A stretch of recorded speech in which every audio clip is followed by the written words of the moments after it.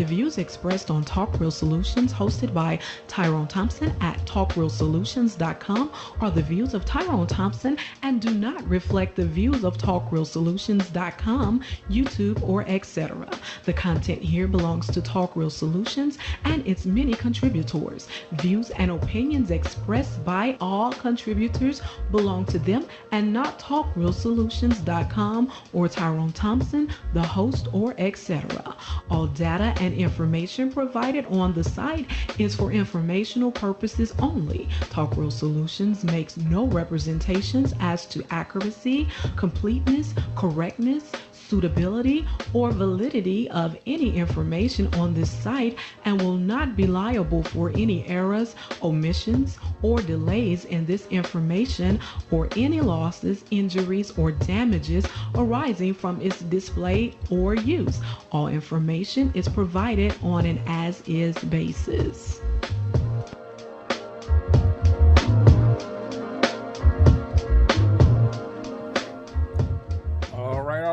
Welcome to the show. Welcome to the show. This is Talk Real Solutions, and I am your host tonight, Tyrone Thompson. I want to thank you for tuning in. Today is, July 25th, 2024. And if you want to call in and participate in the show, all you have to do is call our number, and it should be on the screen and in the description box. And that'll be 1-717-908-1834. And then hit the participant code at 917324. And I'll get you on the line and you can join the conversation. I just want to say thank you to everybody that calls in here. I don't say that too often, but I appreciate it. Even though it ain't a big crowd, I appreciate the conversation, the back and forth, and all that kind of stuff. And I give you guys some entertainment in the process, so it is what it is. But welcome to the show. What a difference a day makes, guys. I mean, politics, everybody see what's going on. And I got to send a shout out to Miss Elisa, because she's been batting 1,000 with her little predictions on here.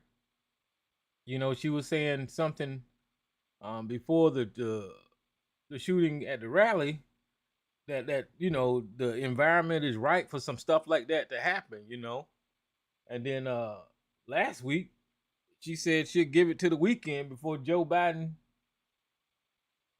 drops out of the race, and I'd be damned if Joe Biden didn't drop out of the race. So I don't know. Maybe she need to go work in Washington or something, because she's been batting 1,000 with her predictions. But y'all heard the news about Kamala Harris running for president, and before I actually seen what this would look like, I had hesitancy about America willing to accept a woman president, and that's still in the back of my mind, but I'm having doubts now because I'm looking at the reaction and the response from the American people towards Kamala Harris in this race. Now, I know there's many other factors at play here, because you got Project 2025, then you got Donald Trump and the racist right, and all of these Klan meetings that he be having. A lot of people don't want to be associated with that extreme type rhetoric. Nobody but Sarge and ABC, they embrace that stuff. But America don't want. We've grown from that type of rhetoric, that divisive rhetoric. Woman in the kitchen, minorities got their place, and all that kind of stuff. America has evolved from that time period, and that's what I'm seeing in the response to Kamala Harris. And as she is the candidate now, you're finding out more and more about Kamala Harris and the hit job that they did on her whenever she was running for president was a lot of just talking points that was spread by the right And our community accepted those talking points. You know, we've had plenty of conversations on here about, you know, Kamala Harris and people opposing her candidacy the last time. And even when she was chosen for vice president, you had people push back. Now that's just the nature of the beast when it comes to America and black women. And I know Kamala Harris is presented to some of our people as mixed or Indian descent or racially ambiguous, or however you want to say it. But, you know, I'm going to call her a black woman. So you can correct me if you want to. I don't give a shit. What's up, East Coast? But that when you look at how she's getting treated, that's just expected when it comes to a black woman in America. Nobody wants to admit facts about black women, that if it wasn't for black women, this country would be on its ass. That's just the way it is. Black women raised these these white racist motherfucking people back in the day.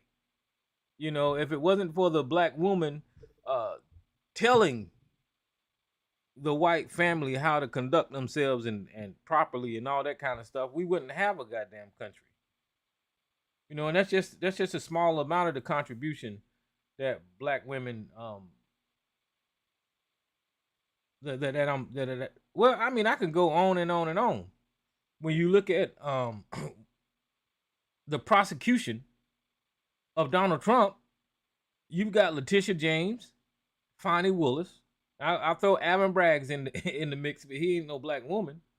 But you got these women who knows the law and is holding somebody who is guilty of violating the law accountable when the white man or the white woman won't stand up and do it.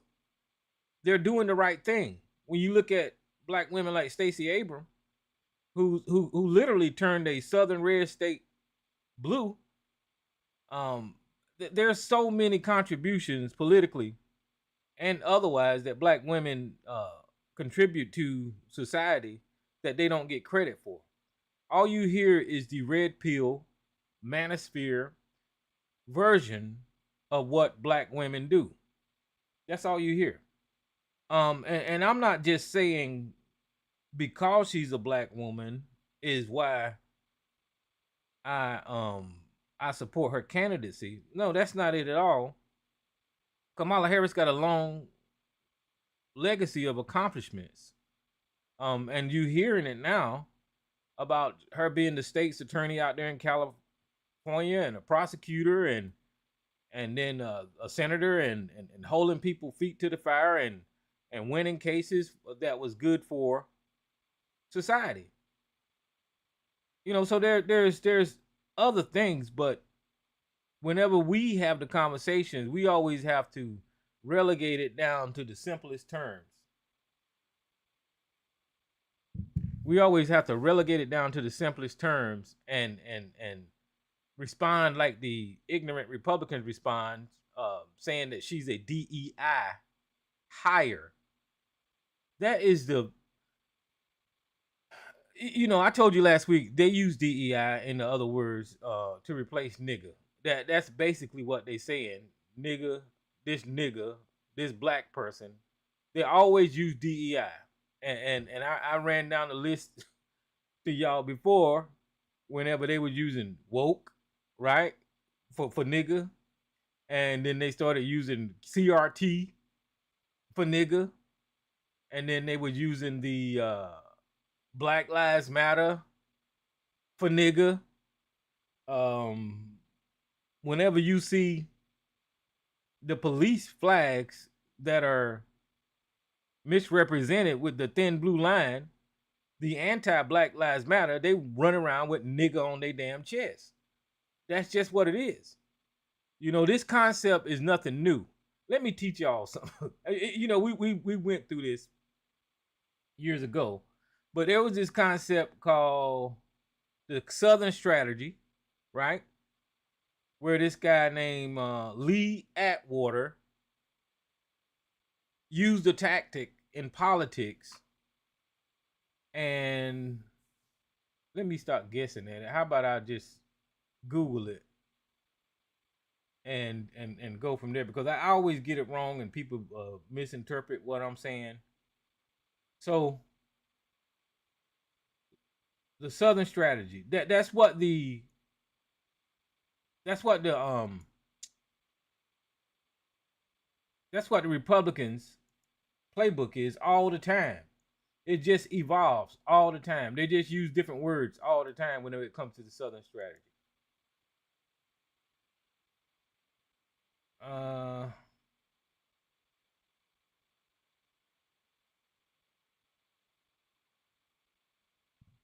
Hold on. I guess I need to look up Lee Atwater, because this explains the Southern strategy. But I'm trying to get where Lee Atwater was using certain words to disenfranchise black people by using coded language and all that kind of shit, and that has never stopped. And unfortunately, we got we got people that is not educated enough to know that that's how they're getting played with by the Republicans. Let me see if I can get you guys a better view.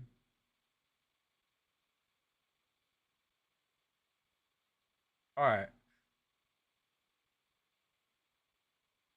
Okay, so here it is right here.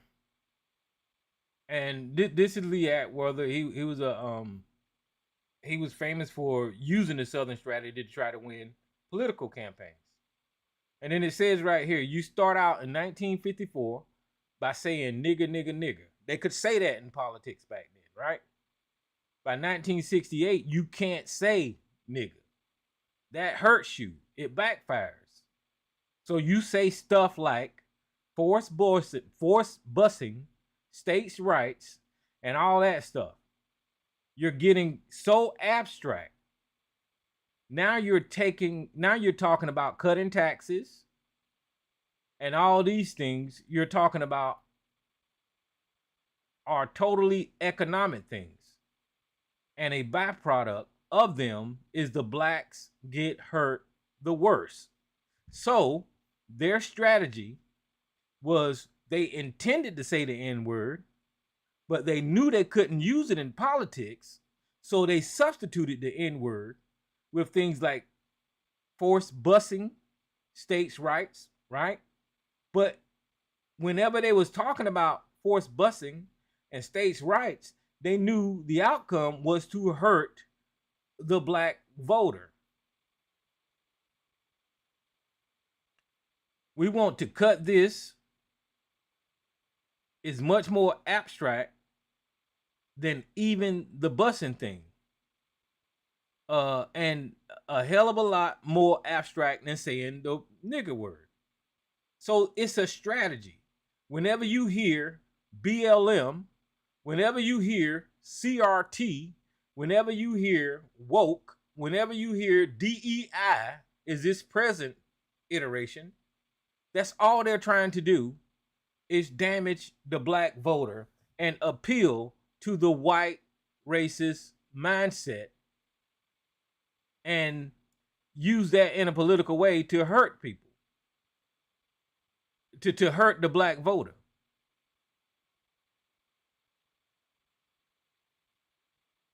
And one of their first attacks on Fox News was calling Kamala Harris, that qualified woman, vice president, that's got more qualifications than anybody on the campaign trail right now to be a politician. They started out by insulting her, calling her DEI her. That's what they did. And people are too ignorant to, well, for one, tell Fox News that if somebody like Tyrone can figure out their fucking Southern strategy talking points, it probably wouldn't do them no good on the campaign trail with the rest of America. But that's what they're doing, right? And the way the media needs to handle this is Well, the way they're handling it now is they're avoiding it. They're not talking about it. But whenever you have race specific problems like the overutilization of the term DEI, then you need race specific solutions. And in my opinion, the way you address it is directly hit it on the head. Be more articulate than what I just was, but call it out for what it is. Because the word DEI is actually a good thing. They've got black people. Listen, they've got black people that is against DEI. That is the craziest shit that I've ever heard. Diversity, equity, and inclusion is now evil. And if your black ass don't know that any corporation you join, anything in America, then if it's not all diverse, then it's only one set of people in there. Meaning that they have the preference to not fucking hire you or not include you because of your goddamn skin color if it's not diverse. It's in the fucking word, inclusion. Because obviously, in the past, your ass wasn't included in the land grab. Your ass wasn't included in all the perks that came from the United States government that went straight to white America. Your ass was excluded when it came to redlining and proper education and getting in good schools areas. I mean, we got so much history to show why programs like diversity, equity, and inclusion is needed in this damn country. And then you got black people out here that is anti-DEI. It is so beyond me how you can have dumb niggas like Sarge and ABC just blindly repeat those talking points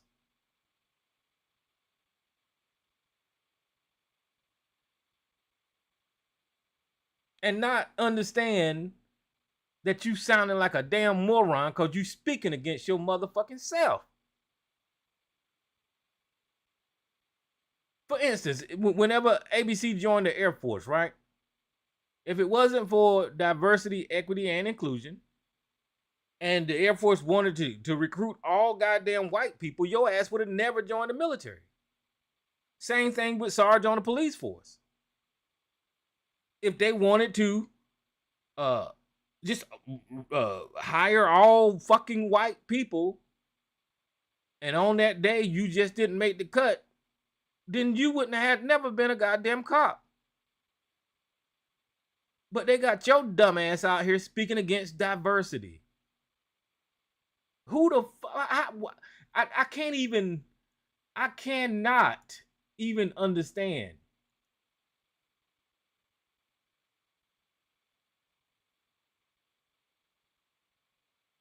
I don't understand. And I Googled the definition. And the second definition said the practice of quality, including people from a range of different social and ethnic backgrounds and of different genders and sexual orientation. Just including everyone. Including everyone. And they got y'all ass out there speaking against it. But like I said, I could stay on that all day because it's just so stupid to me whenever I hear this shit. Just like whenever they started saying woke. I know how stupid it sounds. Whenever they start calling black people woke, they just took the word and redefined it and started using it as a slang, for the N-word, basically. Whenever they started throwing out there the critical race theory. I know how Who the fuck wouldn't want to know about the history of racism in this goddamn country so you won't fucking repeat it? They want you to not mention it so they won't feel guilty about it. That's the problem. I don't have a problem talking about critical race theory. I embrace the history and how we've been getting treated legally in this damn country so people can be informed, educate themselves, and not repeat the same dumb shit. But because they are constantly reminded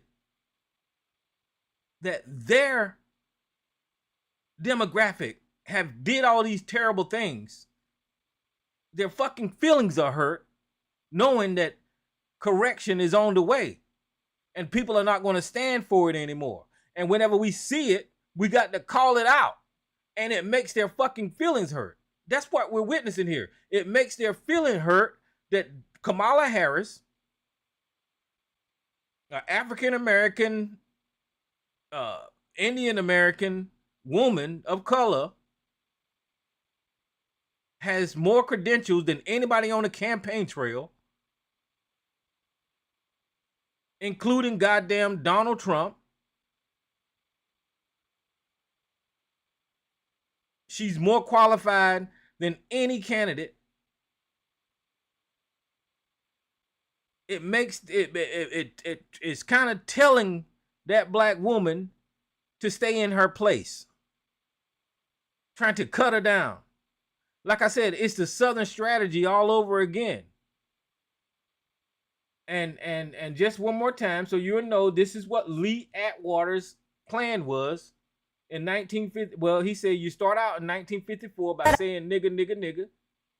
By 1968, you can't say nigga no more. That hurts you. It backfires. So you have to change it. You have to say stuff like forced busing, states' rights, and all that stuff. And you're getting so abstract. Now you're talking about cutting taxes. And all these things you're talking about are totally economic things. And a byproduct of them is that blacks get hurt worse than whites. We want to cut this. It's much more abstract than even the busing thing.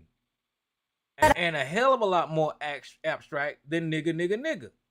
So that's exactly what they're doing whenever you hear DEI nowadays.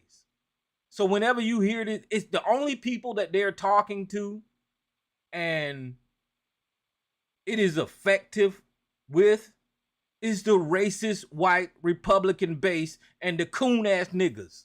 That's the Candace Owens of the fucking world. That's who it's effective to. Whenever you have somebody like me receive whatever they're saying, I know you're being racist. I know you're stupid. I know you're ignorant.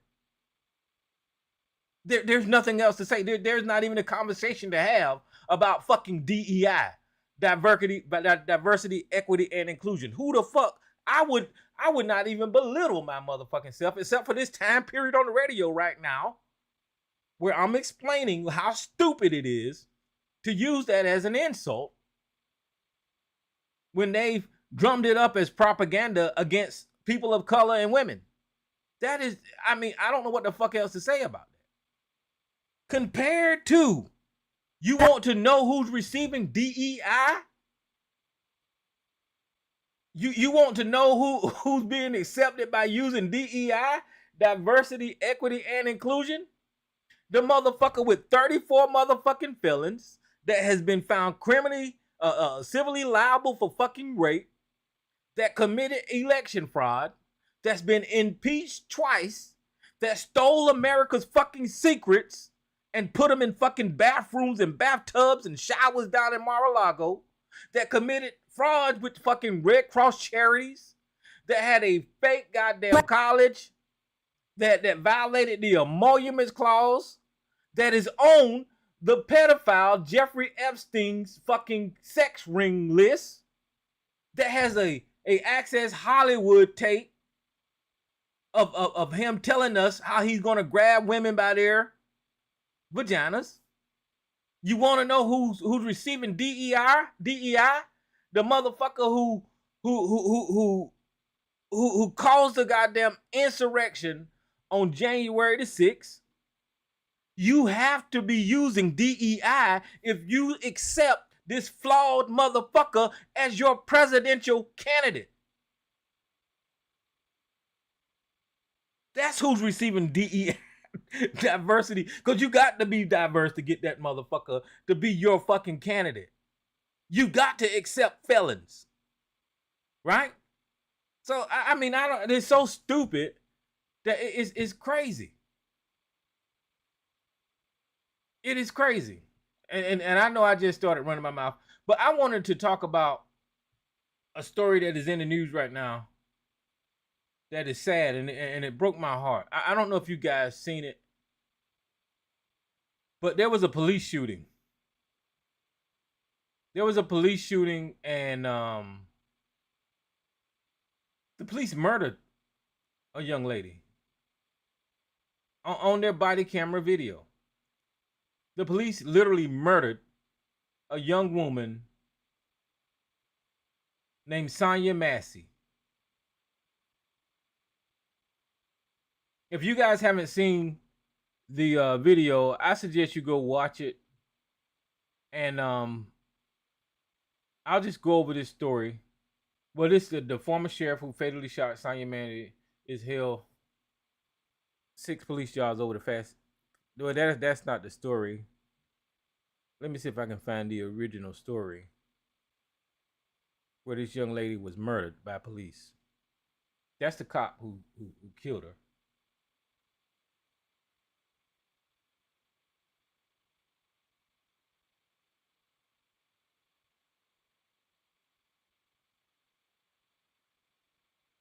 This is CNN. Let me see what they got.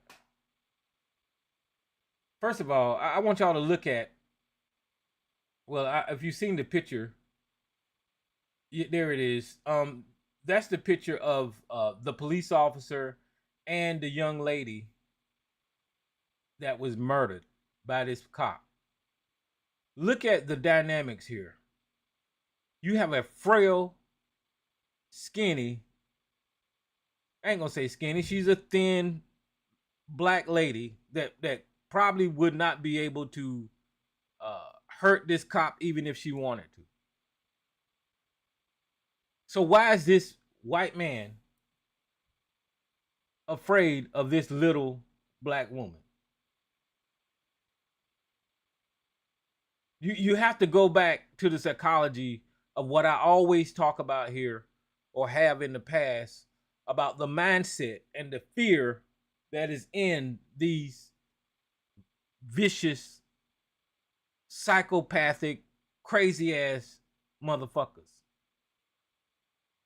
For some reason, that grown ass fucking over 200-pound man is scared of this lady who barely weigh $105. For some reason, because he was issued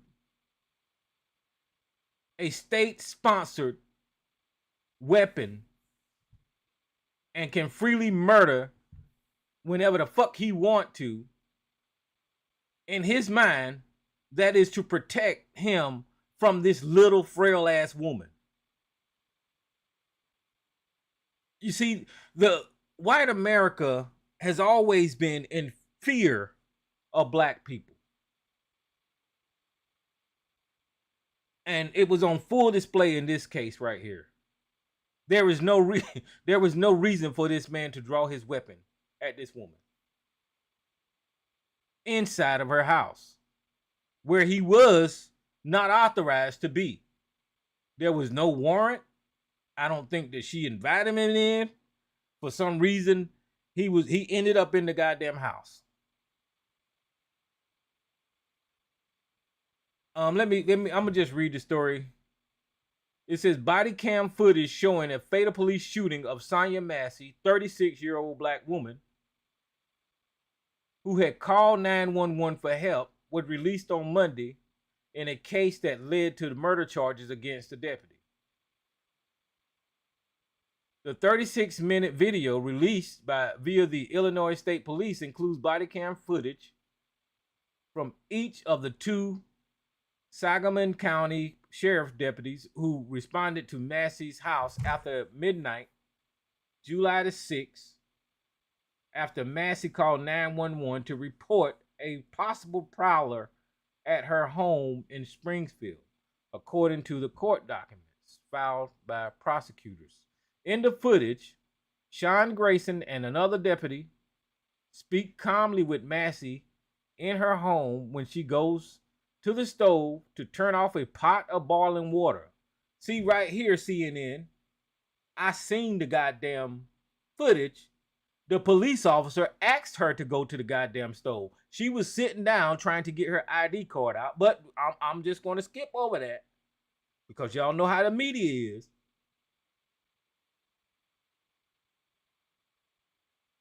She then picks up a pot and another deputy steps back away from the hot steaming water. They were nowhere near the goddamn stove. See, this is why I don't like the fucking media. If this video plays, I'll show you what the fuck happened because they full of shit. Steps back from this hot steaming water. He says, "I rebuke you in the name of Jesus." She says in response. Huh? The deputy says, "I rebuke you in the name of Jesus." She repeats. You better fucking not, or I swear to God, I'll shoot you in your fucking face, Grayson says to the lady. He then draws his firearm and points it at her. She ducks and says, "I'm sorry," while lifting the pot. The video shows. Drop the fucking pot, both deputies yells. 3 shots are heard in a few seconds. Silence. One of the deputies says shots fires. The other one calls for emergency services. That is a fucking lie. What the fuck is wrong with CNN? The dude asks, after he shot the lady, the partner asks, I'm gonna go outside and get my med kit. And the guy said it ain't no fucking use. It was a headshot. See, this is what's wrong with CNN. Dude, I'm not taking fucking boiling water to the fucking head. And look, it came right out to our feet too. Okay, so CNN got the damn story wrong. Let me see if this video will play. I'm not going to put the sound on. I'll rehearse you. You're called up.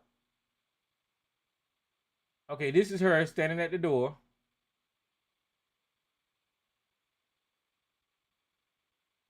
I might be, no. Well, I guess they telling a story. And this is after they walked around the house and found that there wasn't nobody suspicious around the house. And she's standing up there talking to them calmly. And there she's sitting on her fucking couch right there, looking for her ID. And right there, he points to the stove and said, "Go get that boiling water off the stove." He said, "I don't want no fire in the house, so go get your boiling water."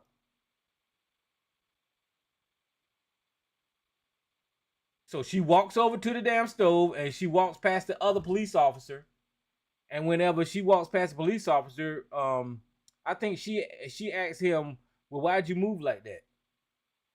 And then that police officer said, "I don't want no boiling water in my face." Look how far the fuck he's standing away from the stove. And then that's when she said, "I rebuke you in the name of Jesus." And then that's when he said, "What'd you say?" She said it again, "I rebuke you in the name of Jesus." And then the police officer, for no apparent reason, said, "You better not, or I'll shoot you in your fucking face." That's what he said. Now, we're going to go forward a little bit. She picks up the water.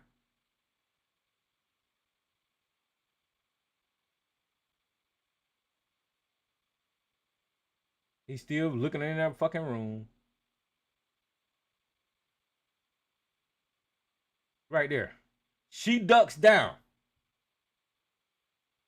The man, the man is pointing at her. She ducks the fuck down. Not a threat. Throwing her hands up. She ducks down.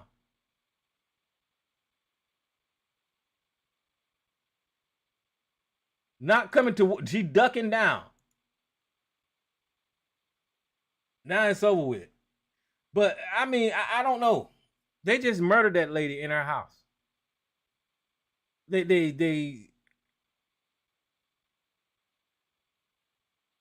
there was no reason for that.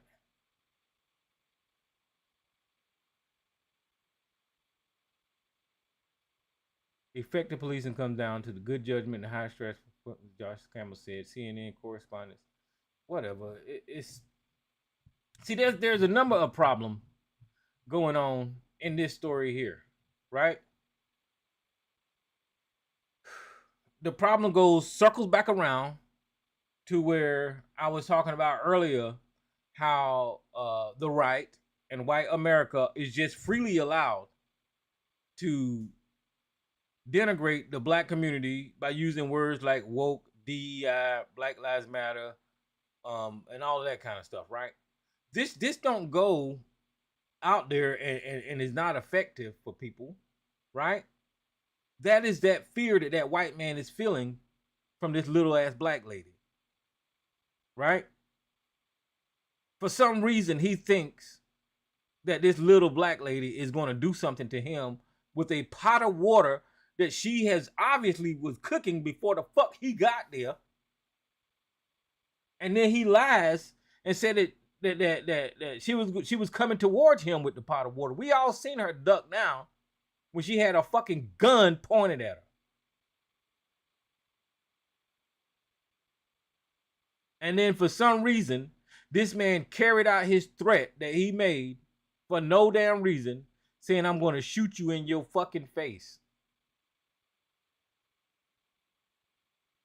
Before anything happened, remember, that's the first thing he said.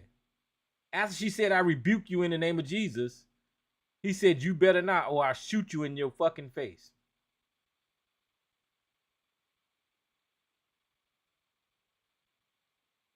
And he carried out his fucking assassination.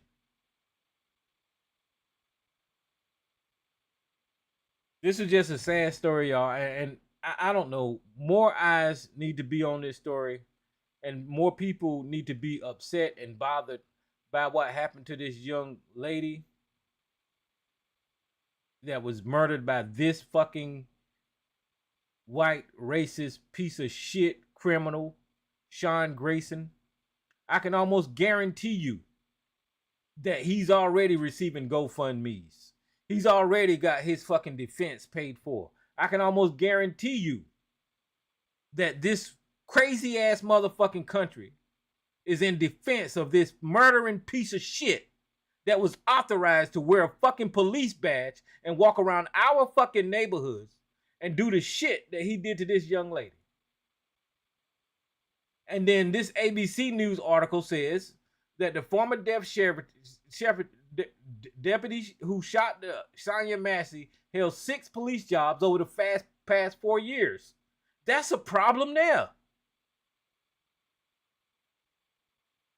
Why did he hold 6 police jobs over the past 4 years? The former sheriff's deputy who fatally shot Sonya Massey in her Illinois home. Well, that was Sargent's stomping ground. In her Illinois home, while responding to her call for help, held 6 different police jobs since 2020. The Illinois Law Enforcement Training Standards Board confirmed to ABC News body cam footage released. Okay, I want to find out about the 6th job. Hold on. I rebuke you in the name of Jesus. A review by Illinois State Police found that Grayson was not justified in the deadly force. No, he won't justify it. The Illinois Law Enforcement Training Standards records show that Grayson, 30, worked 3 full-time and 3 part-time jobs in 4 police departments and 2 sheriff's offices over the past 4 years within the state of Illinois. I'll get you guys on the line. I just seen the board. Hold on for a second. Grayson was unemployed. Grayson was employed by 3 different police departments in 2021 alone. The records show his shortest term of employment was at Kincaid Police Department, where he was employed for just over 3 months. Records list his reason for leaving as other. The fuck? His longest term of employment was Sangamon County Sheriff's Office, where he worked for 2 years. Grayson was fired from Sangamon County last week for Mace's death. That's obvious. Grayson worked part-time in Pawnee Police Department in 2020 July. His reason for leaving was other. Why the fuck is you putting? What? See, this is a problem. He also worked part-time in Kincaid Police Department. Okay, the Kincaid Police Department told ABC News that Grayson was let go by the Village of Kincaid Board when he refused to live within 10-mile radius of the village.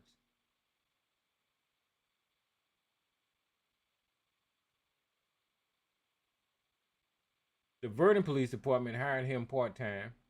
In May of 2021, he also worked full-time at the Auburn Police Department to May. Both departments list the reason for leaving as resign.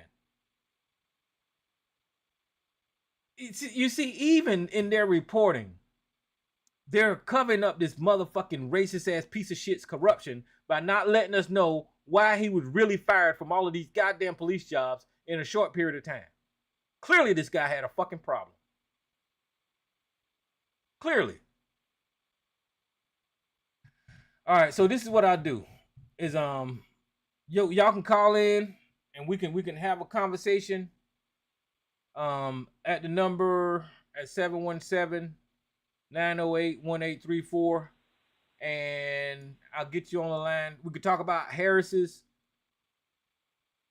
Somalia rise as a political candidate, and what y'all chances of thinking that she would win is, and we could talk about this story here, or you talk about whatever the hell you want to. You know me. What's up, Yasha? Welcome to the show, man. And Miss Antoinette, I got your line open too. Hey, what's going on? What's happening? Yeah, man, that dude, that was a lynching, bro. That was a straight lynching. And when I initially, when I heard about it, when I went to go look at the video, because I was trying to figure out how in the hell did that escalate to someone getting shot in the face? Mm-hmm. That's initially what I was thinking. I said, how did that escalate? Then I saw the whole video. He knocks on her door, and she's trying to put some clothes on, make herself look presentable. He lets her, she comes out. She's startled. She felt that there was a prowler or someone outside her home. She lets him, she's talking, and he was kind of hostile. He was a hostile little bastard. Then she lets him in the house willingly. She didn't have to do that. She didn't have to let him in the house. She didn't do nothing what she did.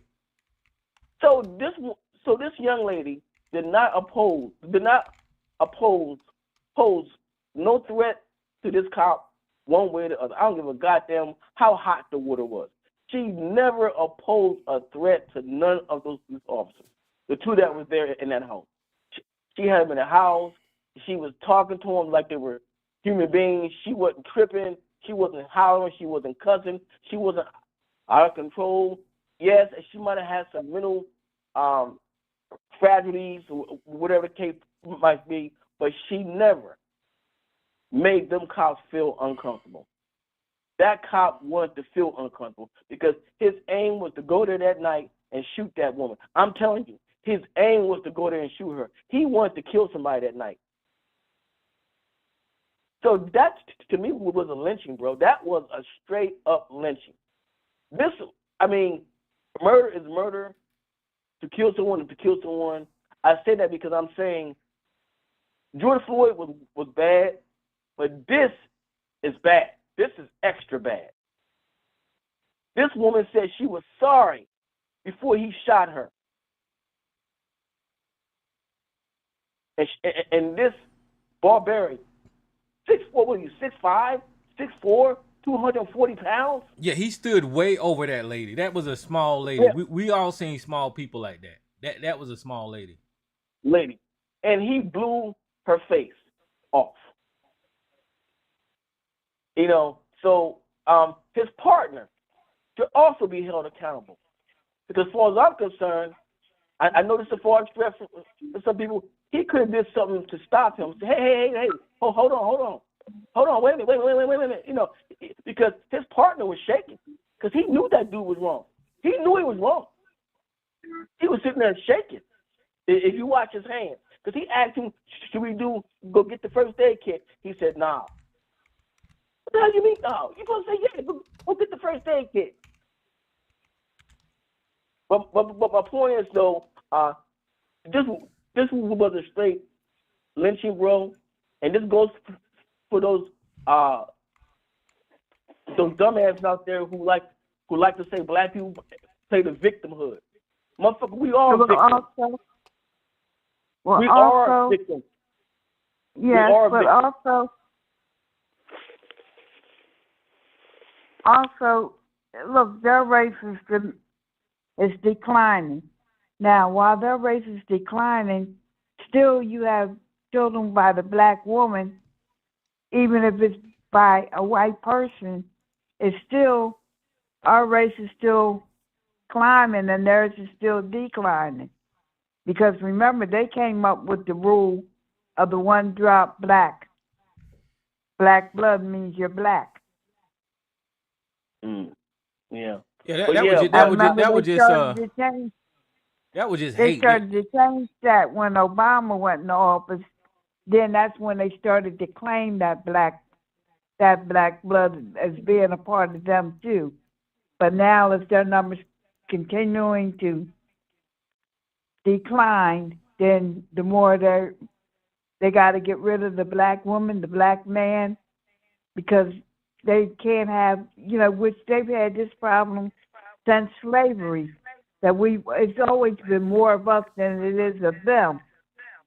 But we continue to follow, well, not we, but people continue to follow behind them like they are the greatest thing in the world, instead of looking at the contributions and who we are and how really we are more superior than what they are. Yeah, but that was just hate. That was just hate there. But let me check and see who this other caller is right quick. Hold on for a second. Yeah, that was. Who's this other caller? That was pure hate. Just pure extreme hate. He hated everything about this woman for some reason or another. That was evil there. Who's this other caller? Maze. Oh, what's up, Maze? I'll let you go Hi, after. Maze. Hello. All right, so go ahead, Joshua. Yeah, no, and I'm gonna say this. I'm gonna say it again, like I said, this for those Negro teens out there, those Negro teens who like to say that black people like to take a victimhood. Motherfucker, we all victims. We are victims of this shit. We didn't ask for this shit. Okay? Because I know there's some people who think like this. We know one. Okay? So my point is that before tell this to this young lady's family that she took up victimhood when she had a barrel of a goddamn gun pointed at her goddamn face. She was a victim. And I don't want to hear that shit. We taking up victimhood, some stupid shit. Okay, Tyrone. Thanks, man. Yeah, and to add to what Joshua was saying, I'm gonna go to you, Maze. But the lady did what a civilian person should do. She thought she heard a prowler outside of her house. She knows she's home by herself. She called the police to come around and look in the yard and see if there's anybody out there. That's why they ended up there. They didn't come there because there was a dangerous person in the house and all this kind of bullshit. Like this man, he created the danger. Mm-hmm. So I'm gonna go to you, Maze, but let me check and see who this caller is. Who is this? What's going on? What's happening, Jay? All right, Maze, what's happening? Oh, yes, I was.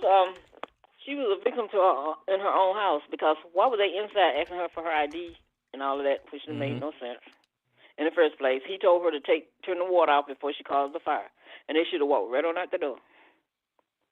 But it's her fault. It's some people that on here, they think it was her fault because she was a single mother and it was all her fault. But that's not what I call. I've been listening. I heard J.D. Vance's book that he wrote about his nana and his mother and his grandfather. Now that's a book that they did on C-SPAN. They did a talking, interviewing him on his book. That's another Sarah Palin in the works. That's all I got to say about him. And then when it came to Clarence Summers, what kind of hire was he? All that money that they paid him and his nephew. And some of these black Republicans, what are they? They got a different name for them. Deny your own people and love us to death and say we can't do nothing wrong. That's ADD and Sarge and some more. But anyway, and so this Hannibal Lecter. Don't y'all keep hearing somebody talk about that when they're having a speech?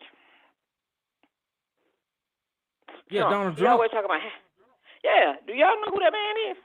Yeah, he was in the movie Silence. He was a fictional character in the movie Silence of the Lamb, and the reason he was locked up so strenuously because he was a cannibal. He ate dead people. He was a cannibal, but people. But they're missing the point. When he gets in your head, which he's in their head, if you watch the movie, you'll understand what he's doing. So I kept on saying, why do he keep mentioning this person's name every time he's speaking about something? And I'm like, I gotta go to this and watch this movie and see what's going on in his head. Mm-hmm. So that's who he think he is. That's why he mentions him all the time. I ain't thought about that, Maze. Because Hannibal Lecter was a genius. Hannibal Lecter? Yeah, Hannibal Lecter. Hannibal Lecter. He always say. Yeah, he was a genius, right? And that's why he was locked up. But he was a murdering fucking psychopath. Right. But he was a genius because he could convince people to do things, right? But Maze, you might have a point there.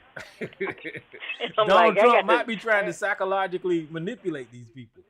He has, and then Elon Musk taking his money back that he was supposed to give him. What was it, $40 billion a month or whatever it was? He said he's not going to do it now. Yeah, Elon Musk, man, I can't stand that guy. So anyway, hey, Maze. Did you know that this J.D. Vance guy, he's the one that wants to get rid of children's Head Start programs and stuff like that? That's him. Yeah, he's the one with him that's pushing that. And this is what I was trying to say on Saturday night before we start attacking black people, talking about we can't raise our children and we have to have someone babysit our children. Head Start wasn't even about that shit. Head Start was Head Start. It's giving your child a head start. Yeah, but what I'm saying is the person that was talking about this, his mother was a single mother. She was an addict, and Grandpa was a drunk. She was a strung out Grandma liked prostitute. to shoot people. and he said his grandmother said somebody got shot in the back 15 times, and said when you cross people, that's what things like that happen to you. I'm like, why would he write a book like that? He's a trailer park production. Yes. No, seriously. And this is not to down people, but this is real stuff because there's white people that are poor too. He's a trailer park white supremacist. Jay. Right, but when you come with that shit, that is weird. When you come from poverty, to me it's just weird for the turnaround. It's weird, but Oh, let me finish with the Hannibal part. That's where Hannibal come in. First, he started with the Christian people when he ran the first time. Then he went from the Christian people to the people that he said the poor and uneducated. That's what he dealing with. That's why he got JD. So y'all watch Hannibal now. Look at the movie and you'll see what he got him in his head. Yeah, he did say he loved the uneducated, didn't he? And then he grabbed JD Vance. He said he liked the poor, and that's why he what's his name paid for him to get him. And now his part, man, Americans are stupid. I won't be surprised if you don't fire the man. Well, I mean, JD Vance, they did some type of poll about previous vice presidents right after their nominations and their rankings. JD Vance ended up with a negative number, like a -6, and on average, the vice president picks get like a +19. But JD Vance's pick went in a completely different direction. But let me acknowledge Elisa. Can I I'm gonna let you go. Well, I'm gonna not say Elisa. I got your line open, and then Jay, you can go after Mace, and then Elisa. Go ahead, Mace. Oh, that was. But before I leave, it's like we watching Sarah Palin. Oh, I'm sorry, Antoinette, you can go after Mace. I'm sorry. They dressed him up in a suit, and it's not fitting. All I gotta say. So y'all, everybody else was looking at one thing, and I just kept hearing Hannibal. I had to go check it out. See, I tell you, I'm not in step with all this rhetoric and chatter. I have to get out the chatter and go find other stuff and see what he's up to and what's in his head. So it's in ABC head, Sarge head, and a few more. Hannibal. He's doing what they tell him to do, and that's what I see and what I'm looking at right now. And Kamala is running for president. One thing they're gonna try to destroy her own is that man that came and spoke in the well today. She's not running for them. She's running for America. And then they having a fit about a flag being burnt. They ain't had no fit about them going there to the Capitol and tearing it up like they did. They didn't care nothing about the flag. So then they want you to focus on them burning up a flag. So y'all have a good one. All right, so hold on. Let me. I want to make sure I stay in order here. Whose new line did I just open? I just opened somebody. Mine is open. Antoinette. Okay, I'm gonna get you, yes. and then Cuz you can go after Elisa. So go ahead, Antoinette, Jay, New York, Elisa, and then Cuz. Go ahead, Antoinette. Okay, and thank you for pointing that out about the Hannibal, because I was saying today, why is it that every one of them that they start out, I'm not a Trump supporter, but it's like they all have a script and they say it all in the same order and the same words, but it's all in the exact order. They don't deter from that order of things. So I'm just grateful that they did that. They explained it, because I said, it's like these people are under my control or something. So I see that they are. It wasn't my imagination. Okay. That's all. All right, so we got Jay, New York. Yeah, Lisa could go ahead of me. I'll wait. It's no problem. All right. What's up, Miss Elisa? Hi, guys. I'm gonna let somebody else go. I just wanted to say, was that last Thursday when we talked? I told you guys when we come back this Thursday, Biden will have a step down. I told you. Yeah, I gave you props. That's two times. That's 2 times you done call something. Elisa Damas. I know. That's 2 times you done got something right in a row. You got something about I ain't saying that you. You gotta give it to her, Elisa Damas. Yeah, and then she said that by the weekend, it's gonna be over with. And that was true. All right, Cuz, what's happening, man? Yo. All I got to say is Obama. Thank you, brother. Oh, He's gonna endorse Kamala this week or next week. I'm sorry. He's gonna endorse her, and also, I don't think it's Bill Gates, but it's another billionaire tech that's gonna also throw his money at her. He said that's one of the best things that came along. One of the best. He didn't call her a thing, but he said, in other words, this is the best movement going on with Kamala.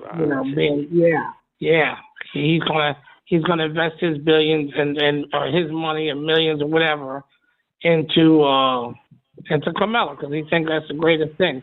Also, J.B. Vance. Not J.B. Vance. I'm sorry. Who said they had $43 million a month in Trump's campaign? They said that was Elon a lie. Musk. He said that was a lie.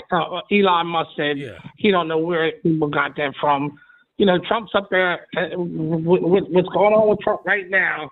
He had a whole script to charge after Biden.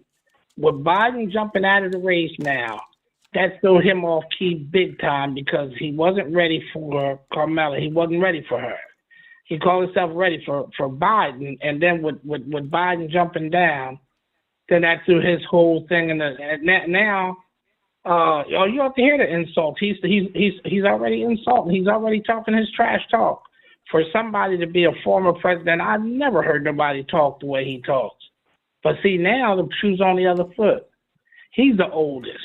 I don't know how low she's gonna stoop with this fool, but like she said, her job at one time was to deal with felons. Now here's one coming up with 32 felonies. Oh, she's gonna bust his ass. She's gonna get him.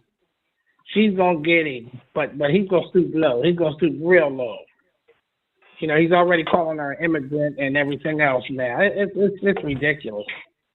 But like I said, once we get that garbage out of there, then we might be on to a better path. So that's all I got right now, Ty. Yeah. They pulling out the racist attacks with the DEI and all that kind of stuff. And I let you guys know that that's just another word for nigga. That's all they saying is the black person or the person to be scared of. Just like they were using the word woke, they were using critical race theory, they were using BLM, and all this kind of stuff. Huh? Jennifer Anderson, she threw a rock at J.D. Vance's bull crap today about him talking about he said that he think that married people should have more power in this country than people that don't have children.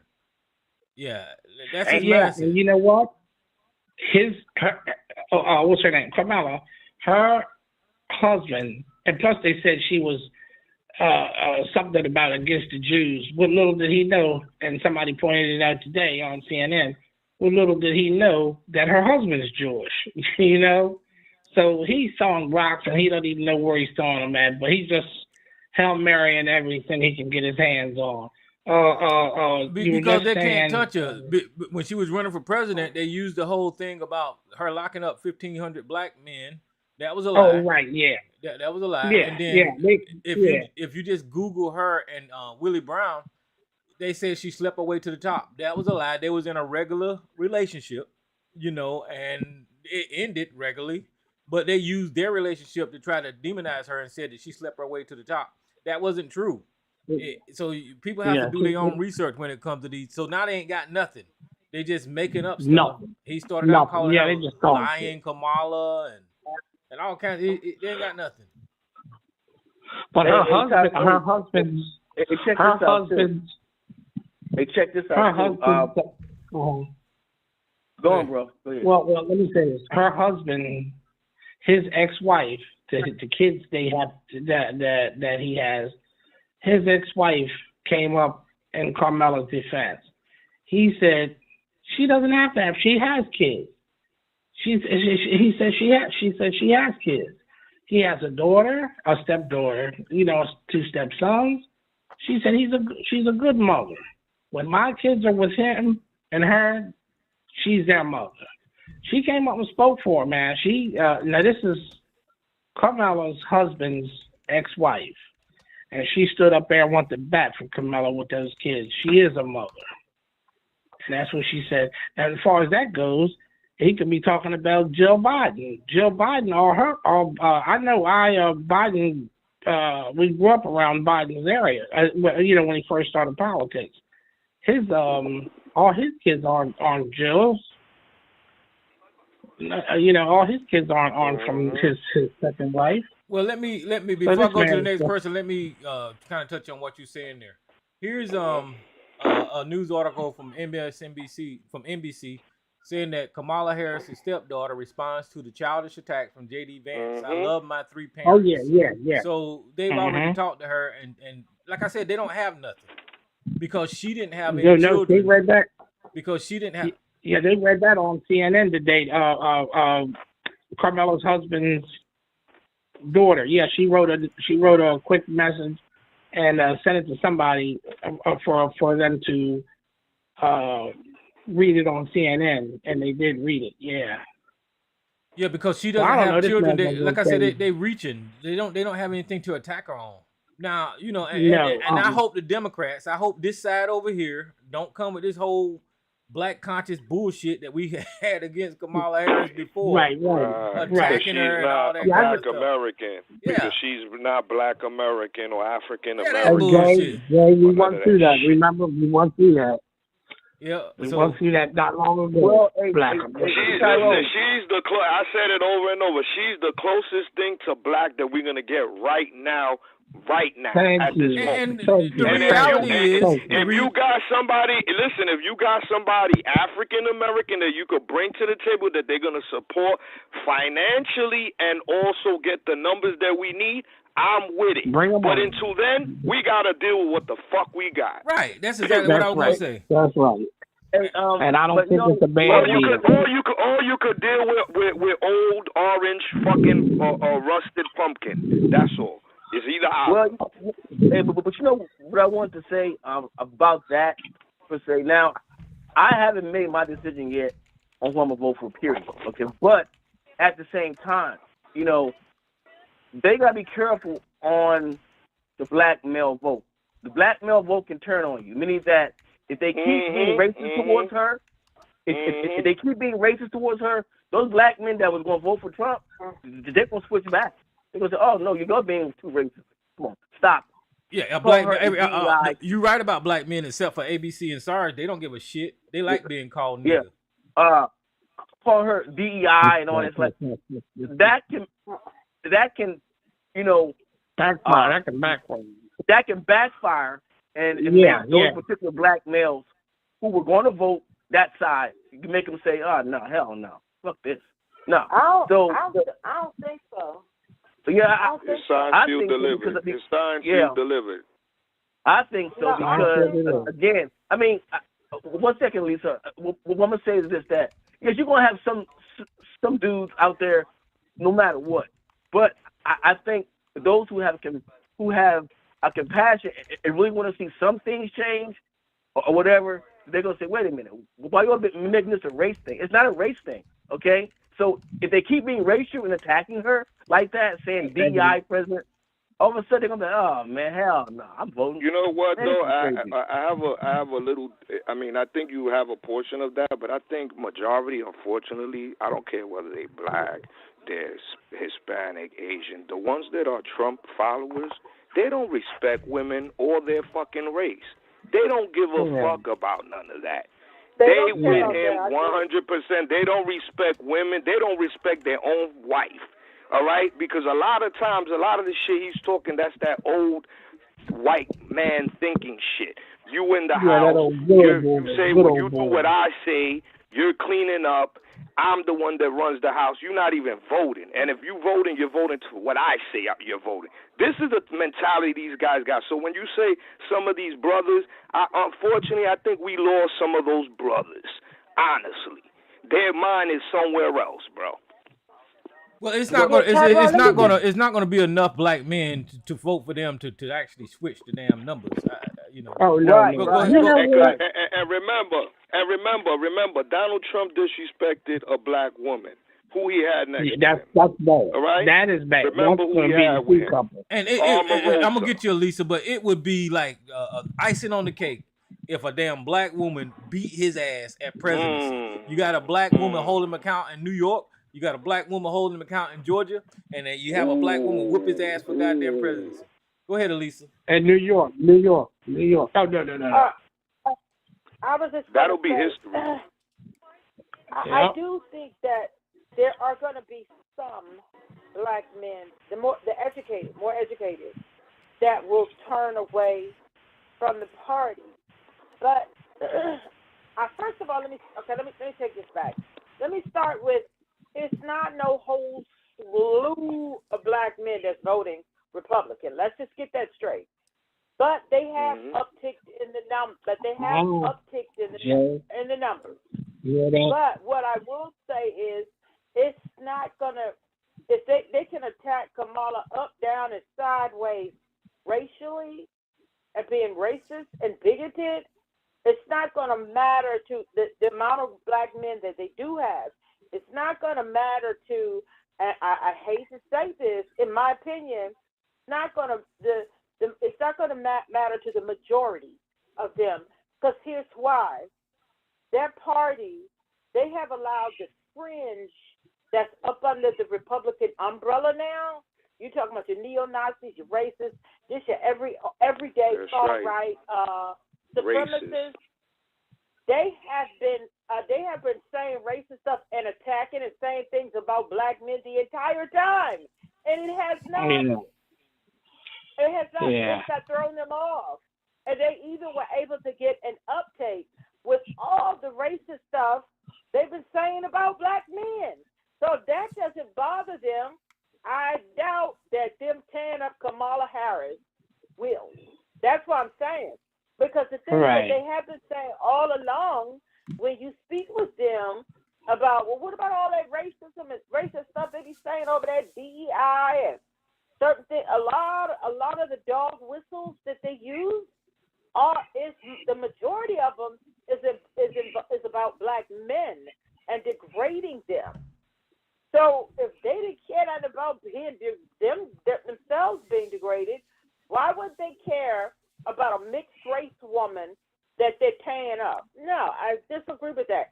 Some will, the more educated and the ones that has a little bit better sense of things and educated. It will. I don't know why it took this to turn them off. It will some, but overall, them people have been horrible with their racism. Because I read an article in the Atlantic. I read an article in the Atlantic, and the Republican Party, they say everything out loud. They say the quiet part, the everything part, all of it part out loud. And their thinking was when they decided that they were going to target black men because they felt that with the way that their party is going, the fringe has taken over. So because they knew that, they're feeling now that this election that they're going to lose single white educated women. They're going to lose them all together. And this is what they said. And black men, they hear them saying this stuff. We're going to target the Enriques and the Jamals. And some of them say the Julios and the Jamals. And in the article, in several articles and reports that I read, they said because the Enriques and the Jamals, they're uneducated and stupid, and they'll go along with anything. So I just don't think them tearing up Kamala Harris is really gonna budge that many of them. It will some, but it's not gonna really budge that many of them. Well, I say fuck them. I say fuck them. Let them vote Republican if they want to. Because what Kamala Harris did that nobody's talking about is she got the young vote enthusiastic again, and that's going to be a number to them. You know, I mean, she's going to get the young vote, and the white women. And she's gonna get every sorority sister in the. That's all. We need more than that. We need more than that, and she's more than likely this go round. Because single white women usually lean Democrat. Married white women usually lean Republican. So she's going to get all of them. We need all of them. But let me the pink hats, all the pink hats women, the women that was out there in D.C. with the pink hats. She got all of them. They're going to be there too. Let me add this about Elon Musk. Elon Musk did deny that he said he never promised that he was going to get $45 million. No, he didn't. Now, if he could be lying, he may have, who knows, but he said he never promised that. But this is the real story. But this is the real story on Elon Musk. His Tesla stock really plummeted. Why? Because the average Tesla... Yeah, the average Tesla buyer and driver tends to be centrist and leaning left people because they are electric car owners because they are green people and things like that. And so that's why his Tesla stock plummeted. Now this is the real story. And that's what got me interested in Elon Musk because of the green energy and the battery car. But I won't fuck with him now. Me too. I won't mess with him. Me too. And I said that was going to be my next, that damn Tesla. Mm-hmm. But this is the story. This is the news right here. Not the $45 million, whether he said or he said he didn't, or whatever it is, he's not giving it. But this is the real story. It was having some Twitter conversations, and so he was asked I'm not going to quote it verbatim because I would have to find it. But they were talking about they were talking about the 45 million. He was in on the conversation, and he said, "I can no longer support a party that is a cult." So he's gotten off the bandwagon, but it's mainly because of the. Oh yeah, I seen that. He drugging said something about he don't worship personalities or something like that. Yeah, I remember. because he said it's a cult over there, but that's mainly because the Tesla stock plummeted, and Elon and some other billionaires, they already looking towards 2028 because they don't see much that's going to come from Trump now. They already look at another plan and other people towards 2028. So they have given up on that. After this whole Kamala thing and the surge, they've given up on that. That's all I wanted to say. Well, yeah, and I just want to say that America don't need no senior citizen, geriatric, goddamn child rapist, child porn, Jeffrey Epstein hanging out with, 2-time impeached, criminal ass president. We don't need that in this country. He's too old. Now that Joe Biden is out of the race, he can't blame the old thing on him no more. Donald Trump is way too old to be the president of the United States. Yep. Now he's from Turkey. And listen, the reason that I was bringing up the black participation in politics, because somebody did a video about Tariq Nasheed and Boyce Watkins, and they still back on this train with Kamala Harris about her being racially ambiguous and not black enough and all this kind of bullshit. But at some point in time, that shit is childish. It's childish because that is not why we participate in politics. That is not the reason. What we need to do is participate in our civil election process by voting, and then when you vote, you hope that who you vote for possibly make the change that you voted for, and the change only comes when you vote the right people in the office. And you can't do that on social media by sitting back talking about somebody ain't black enough. You're going to have to use politics. You're going to have to use the Democrat Party and what they stand for. Now, if you stand for the Republican Party, then that's you. But if the Democrats has actually got some of the stuff that you like, then that's who the fuck you put in office. You don't do that shit that Tariq Nasheed and Boyce Watkins talking about because of whatever. That's stupid. That shit crazy. But Tyrone, the reason those two grifters are doing this is because they know it's a pretty good contingent of black men, and because you got they play to both sides. You have black men that hate black women. You have black men that hate feminists, and so they have to play to both sides of their audience. So that's where they're coming from. Yeah, and they're making people ignorant. Because the people have the people have the power over the election, right? There's a reason that January the 6th happened. The January 6th happened because they were trying to overturn the black vote.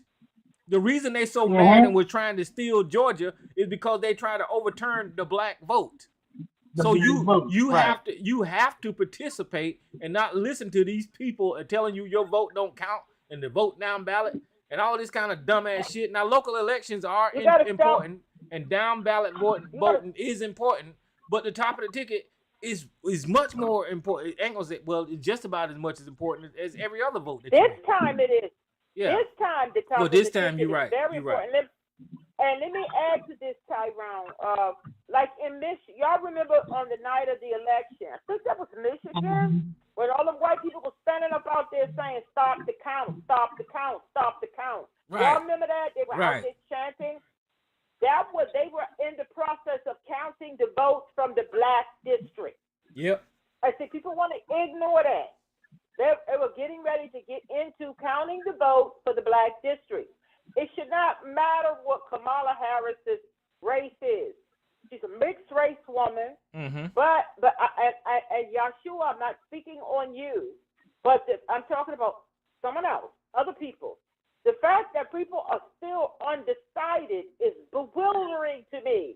Oh yeah. Have you not checked into Project 2025? Have you not heard all of their racism and bigotry coming from the Trump camp, coming from the Republican Party. The Republican Party has been taken over. That's why a lot of rich white Republicans are not supporting him. Can we say the Lincoln Project? That is why they're not supporting him, because they still have their conservative, and some of them are probably racist too. A lot of them are. But the Republican Party allowed the fringe and the drudge of society to take over. And they look absolutely ridiculous. So when people are saying that they're uncommitted, just like they, have you all not been paying attention to the lies? And Donald Trump himself is a complete idiot. All he does is bumbling. He's dealing with cognitive issues himself. Sometimes he doesn't even know who he's running with, and he lies every other word. What is it that people need to make their mind up about? Yep. I mean, whenever you look at it, Tyrone. I'm not talking about you. I'm not going to. No, I thought that's not what I want to say something. Go ahead. What I want to say that what Miss Harris with her the things that she has said in the past. You remember the thing she said she's not going to do nothing specific for black people. Those things are going to come up, y'all. That's how politics works. Okay, well, let me stop right there, but let me speak to that question about her not. Listen, there is no president other than Barack Obama and the candidate Kamala Harris that black people have posed to them candidates. See, here's the deal: is whenever you are a president, you are governing over everybody, not one specific race. Now, I know people are gonna probably say, well, other people get stuff, and they probably do, but a candidate can't say, I'm going to get up there and do something for the Jews, or I'm going to get up there and do something for the Native Americans. They don't never say that. So whenever black people was asking that, it was a sound bite, and it did look bad, and it sounded bad, but she was being honest, and Barack Obama was being honest whenever he said that he's going to be the president for all of America, because that's the position. And Tyrone, and that was going to be my point. That's why I said that's politics. Yeah. Right. And my point to that was that, of course, guys, she can't. I mean, she ain't going to say, "Yeah, I'm gonna do something for the black folk." Specifically, no, that doesn't work like that. I mean, especially when you're running for the president of the United States, that just doesn't work that way. Okay. But I think she gets it. It's going to come up. I know she knows it's going to come up, and I think she's going to be ready for it. So I'm not. That's not going to stop people from voting for her. I think again that she done opened the eyes of like the young voter. The young voters are going to. I think it's going to make a big hit on this one. I think the young black male vote. I think that the young black male voter, because the young black male voters, the so-called what they call the Gen Z, they don't know which way. They don't really care. You know, as long as they feel someone is doing the right thing, that's what they like. Okay, so if they see her coming and she done energized the Democratic Party, then they're gonna say, "Shit, that's what I'm gonna vote for." That's how these young males are looking at it. Okay, young white people are gonna vote for her. They're gonna say, "Oh, okay, you know why? She's something different." You know, in some cases, some young white people are saying, "I'm tired of this same old conservative shit." They're tired of it too, in some cases. So I think that if she's running at the right time, I think that was very strategic. That Biden did, that was very strategic on how he did it. Yes, I still believe that he shouldn't have ran in the first place. I always felt he was kind of like agree. He shouldn't have ran in the first place. I mean, the first, you know. So, but I think this time, you know, we at this point, I think they got her. I think she's there. And I think it's going to be a very interesting, racially charged campaign. Watch again. It's going because they already. It's going to be terrible. But the outcome it should be pretty positive. Well, let me speak to how it affects race. I used to use the Affordable Care Act and say that, you know, because we didn't have health care before, black people were really sick in this country. And now that when we got the Affordable Care Act, more black people have access to, insurance for medical insurance, right? So that kind of helped black people with Barack Obama. But whenever you look at the Biden and Harris administration, we can take the student loan forgiveness policy and say, okay, well, we always talk about how the black woman is the most educated and all that kind of stuff, which means that they got a lot of student loans. Even though white America and the rest of America is getting the same benefits as the student loan forgiveness, black women and the black community who's got these crazy student loans that that is a burden to them, up under this administration, they got relief. So people aren't looking at how the policies of the people that we elect is actually affecting our community that we are concerned about. And that's not that. Yeah. Boris Watkins and Tariq Nasheed and all those, they don't look at it from that angle and say, okay, well, where were we before, and what policies was affecting our community since these people got in. And they are policies that benefit black people that these people have put in place. That's just a fact of it. You got to elect them first, so you got to get them in office. Check this out, man. I don't always agree. I've listened to Boyce Watkins in the past. I've never heard him say not to vote, but I guarantee you he's going to vote. Guarantee it. He talk it, but he's going to vote. Now, Tariq Nasheed, he's a different type of person. You know what I'm saying? But I think Boyce, he's going to vote, man. I'm just, his wife, he's going to vote for Kamala. His wife is going to vote for Kamala. So I think that a lot of times, Yeah, I don't want to talk about those guys. I just use them as an example. Right. All I'm saying is their rhetoric needs to change from anti-Democrat to go ahead and we need to put the Democrats in office. Well, I tell you now, if you read that Project 25, his view might change a little bit, because that's some scary shit. That's some scary stuff, man. Yeah, listening to JD Vance is some scary shit. I don't believe they've got that idiot. That guy is fucking buffoon. He's a scary son of a bitch. Huh? He is. His neck is redder than the stoplight. And they want to have him. He's not even old enough. He's not even old enough to know what the good old boys is all about. But it's in him. And they're trying to put him a heartbeat away from the presidency. That's dangerous. You don't get nobody like JD Vance up there that close to the damn presidency. Yeah. That's very dangerous. That's because Trump let me show you how rigged this fucking system is. JD Vance in the past was talking shit about Donald Trump. He called him. He said he was a never Trumper. Yeah. He called him Adolf Hitler. He did all this shit. So now you know that he's bought and paid for. Now he'll bend over backwards and do whatever they say just for power. Oh, you're right. Yeah, but one of those high tech guys, he introduced JD to Trump. Matter of fact, they went behind closed doors, and when they came out, Trump had a different opinion about it. I said, damn, so what the hell happened? This is according to a story that I heard. And they said this high-tech billionaire, he introduced JD to Trump behind closed doors. Yeah, I read that. I read that. Yes, so JD... The thing is, but go ahead. No. You go ahead. No, because I'm... I listened to what he was saying. No, I listened to what he was saying because I just read that. And the stuff that he was just talking about was the good old boys that he sat next to the table with. And... so they were saying, look, we'll be paying all this.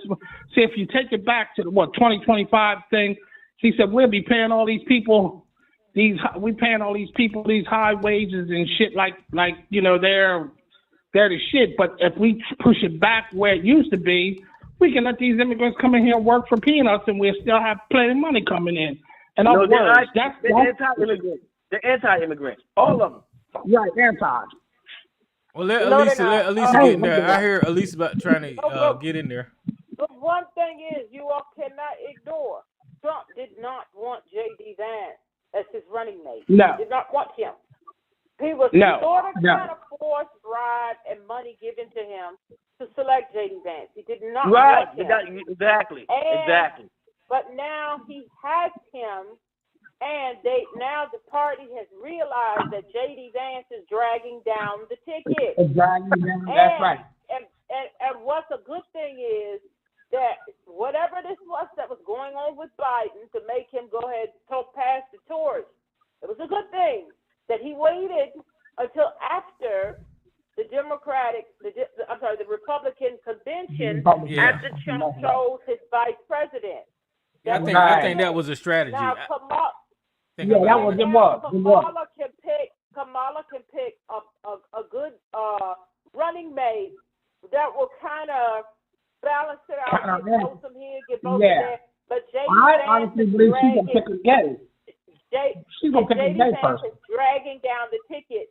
They would love to dump him, but it would make them look like it's too late. Complete. Yeah, it's too late. No, it's not too late. It's not too late. They still can, but it would make them. It would throw everything into chaos. Yeah. So they're kind of stuck. They're stuck. Okay. Yeah. I think that's she's gonna have to pick a straight white male. Now, if she did pick somebody like if she pick somebody like Buttigieg, they would have to fight. They would have to fight. You know, but I don't know if this country's ready for a woman of color and you know somebody. Yeah. Hey, I believe that she should. Go ahead. A straight white. Go ahead, Lisa. Go ahead. You go ahead. No, go ahead. No. But what I wanted to say, and from my perspective, I think she should pick another woman. That would clean it. I don't know. Hold on now. I don't know. Now. Hold on now. Hold on. Let me say this. Go ahead. I think the person that she should pick, the two persons that she should pick, is the number one is Elizabeth Warren. She picked Elizabeth Warren. It's over. They're gonna be like, oh, she got it. Because Elizabeth Warren has been a thorn on Republican. I mean, she's really been one who wanted to tax the rich. I know she's out there. Yeah, I know she's kind of out there, but she would be a good match that would keep Harris centered. Okay, I think the second person that might work and that they can make history is she would pick a woman who runs Republican, but as a presidential runner, you could pick another Republican to be your vice. It doesn't have to be another Democrat. Yeah, I think Liz Cheney will work out with her. Okay, now we got to pump the brakes. We got to pump the brakes. No, it ain't no good one. You have to pump the brakes. Liz Cheney actually got a history, y'all. I don't know what else to say. Yeah, she did good on the J6. Yeah, she did good on the J6 commission, and she out there talking against Trump and all that. But she's still a staunch fucking Republican conservative woman that don't give a damn about your black ass. She just don't. I don't know. Gretchen Whitman would be a Gretchen Whitman, okay, the governor of Michigan. She would be a good one. But you know what? If they want a landslide, I'm gonna be honest. I know all of you are gonna say, and I don't like him anymore either. Even though I voted for him, Republican Larry Hogan. Oh no. Yes.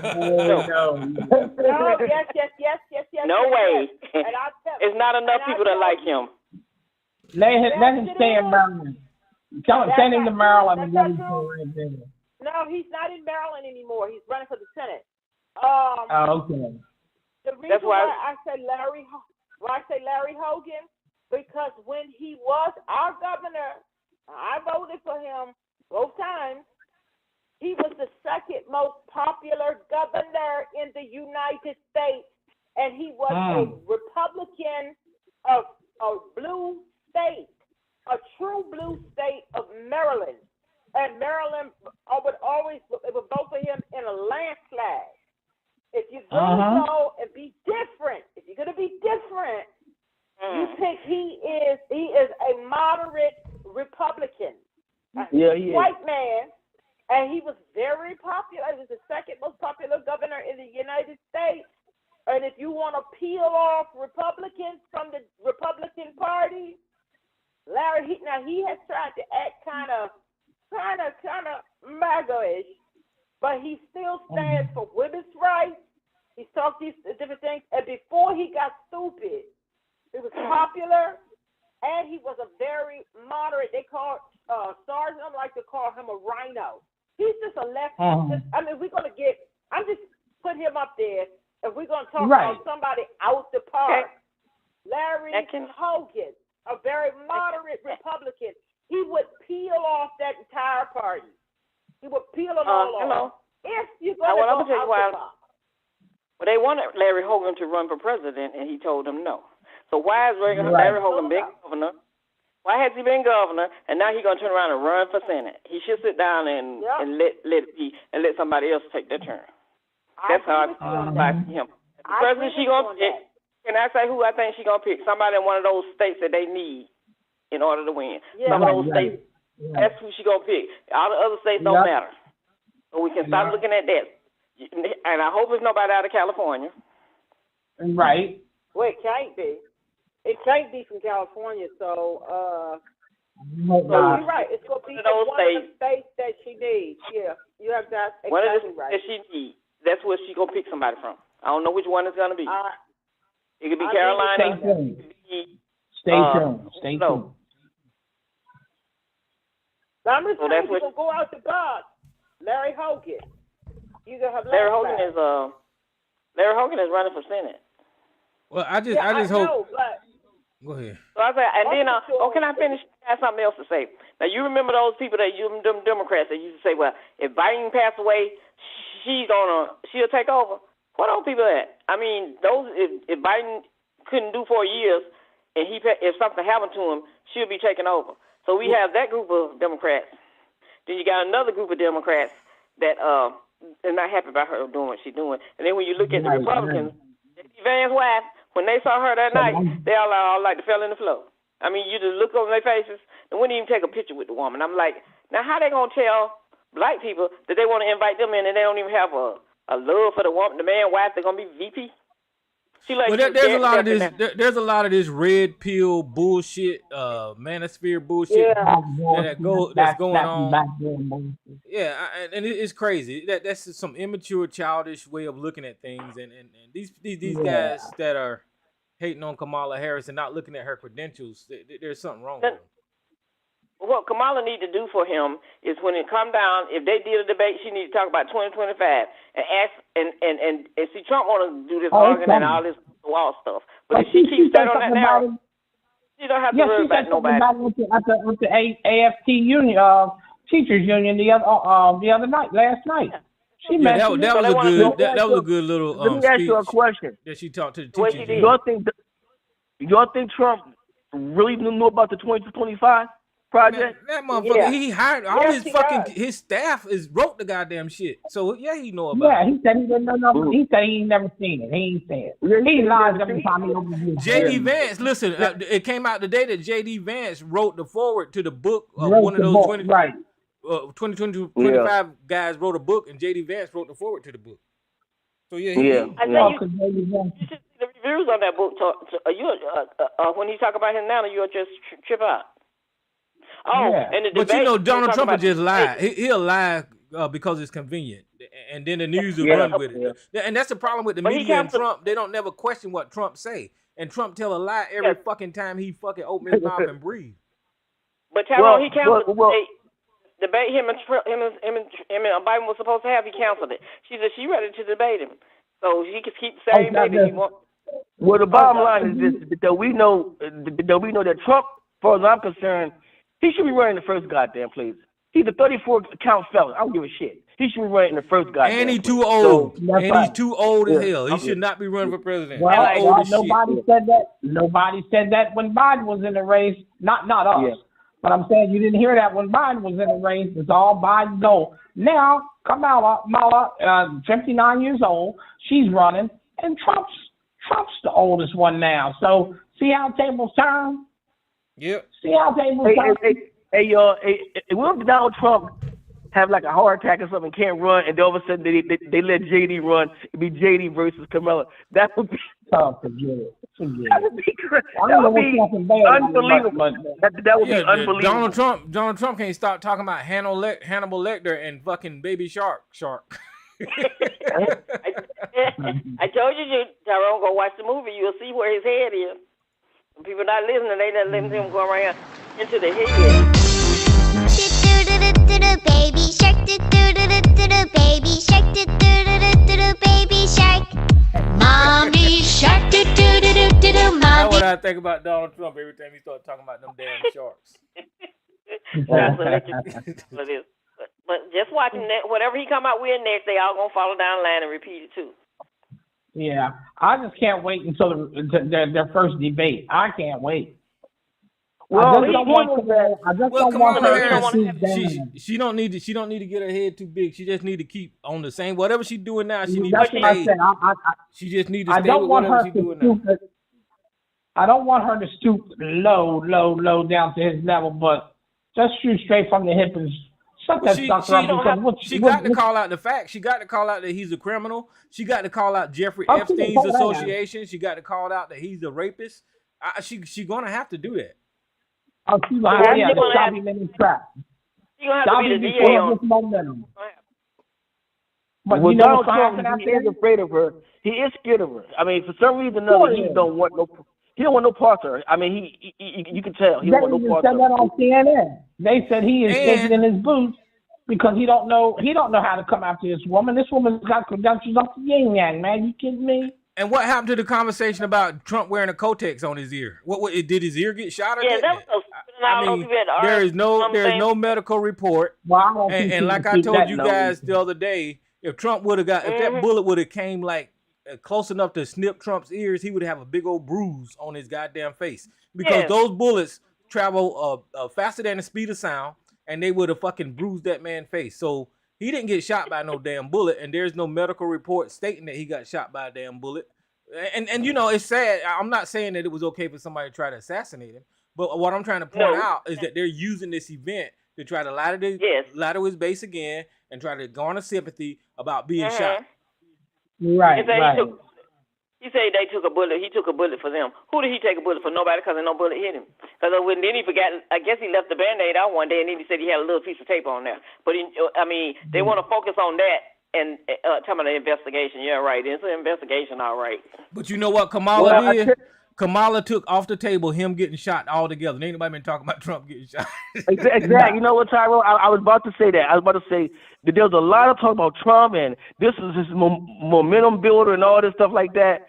Since they did that switch, they said that knocked it. They knocked all that out the window.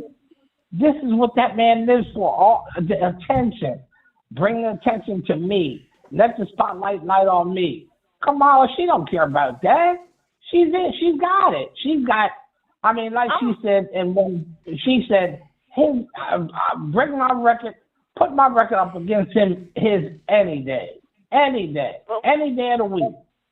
She's not gonna stoop low. She's not gonna stoop low to that man. I want to answer some ADD and Sarge.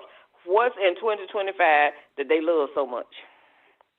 Well, this was their point. Their point was, hey, May, this was their point Saturday. We kind of going over some parts of it. Their point was that it's a scare tactic, like they always have us scared, etc. My only point in going over that was to let them know that it's not about what you're reading, it's about the interpretation of it, because they can say one thing and be doing something totally different, interpret that totally different. So we can't be naive to it and say, well, it's not that. That's not that bad. No, you still have to be conscious enough and not trust it. He was saying black people. You said that Joshua. You said that their response to you is that Project 2025 is being used as a scare tactic. Yes. Okay, that just tells you they stupid. They dumb. Right. They're dumb because that's a literal policy that is going to be implemented as soon as they get in the damn White House. I mean, right. No, it's already implemented. You can find trails. It's already started. Yeah, it's already. And my point is that it's not about what I'm reading at that moment. It's about what's actually beyond what they're saying here. It's something else beyond what they're saying here. Because I pulled up something that was interpreted totally different and was saying that they don't like Head Start programs. They also want to do give the employer more rights not to give you overtime or cut the overtime. So it's stuff like that. It's stuff like that. They also want to get rid of course, they talk about the DEI and the civil rights. They want to gut the civil rights bill. They want to gut it all the way down and take it away completely. So there's a lot in that 25 that it's written one way. Security. They want to cut Social Security. Right. Social Security is another one. Everything private. Social Security. Well, they're gonna get rid of the Department of Education because the Department of Education, which I think is dumb. But you got people that are saying, well, that's not bad. You can cut it. I'm like, no, you don't cut the Department of Education. Basically what they're saying, when they say the Department of Education, meaning what? They're going after what? Black history books, all those. That's what they're saying. They won't see in order for authoritarianism to work, you got to have a stupid, ignorant population, and that's about what they got now. That's about what they got now because people aren't getting the correct information, and they're too lazy to look it up. See, the way humanity came along is that, like, if you got a tribalism mindset, you listen to the leaders. You don't have to read. If you think about the way a church is set up. The people got the same fucking Bible sitting in the pews, but they listening to the damn preacher interpret it. They don't read it them damn selves. So that's the way that they're trying to do politics is get people ignorant as shit. And the only way that they're going to get their information is from the strong man or whoever's in charge. And that's just an ignorant goddamn society here. Let me see who this unknown caller is. I was saying that they were too dumb to get a Speaker of the House. How long did it take them to choose one? Did you see that? The first time in history they had to vote 15 motherfucking times to get goddamn Kevin McCarthy up there. And then after he was in there, they got rid of his fucking ass. That's just stupid. Who's this unknown caller? Hey Tyrone, what's going on? What's up, Joe? Yo, let me just put it to you real plain and clear. Simple people are attracted to strong men that seem to have simple solutions to complex problems. That's really what it boils down to. Yep. The world is an extremely complex place with a lot of moving parts.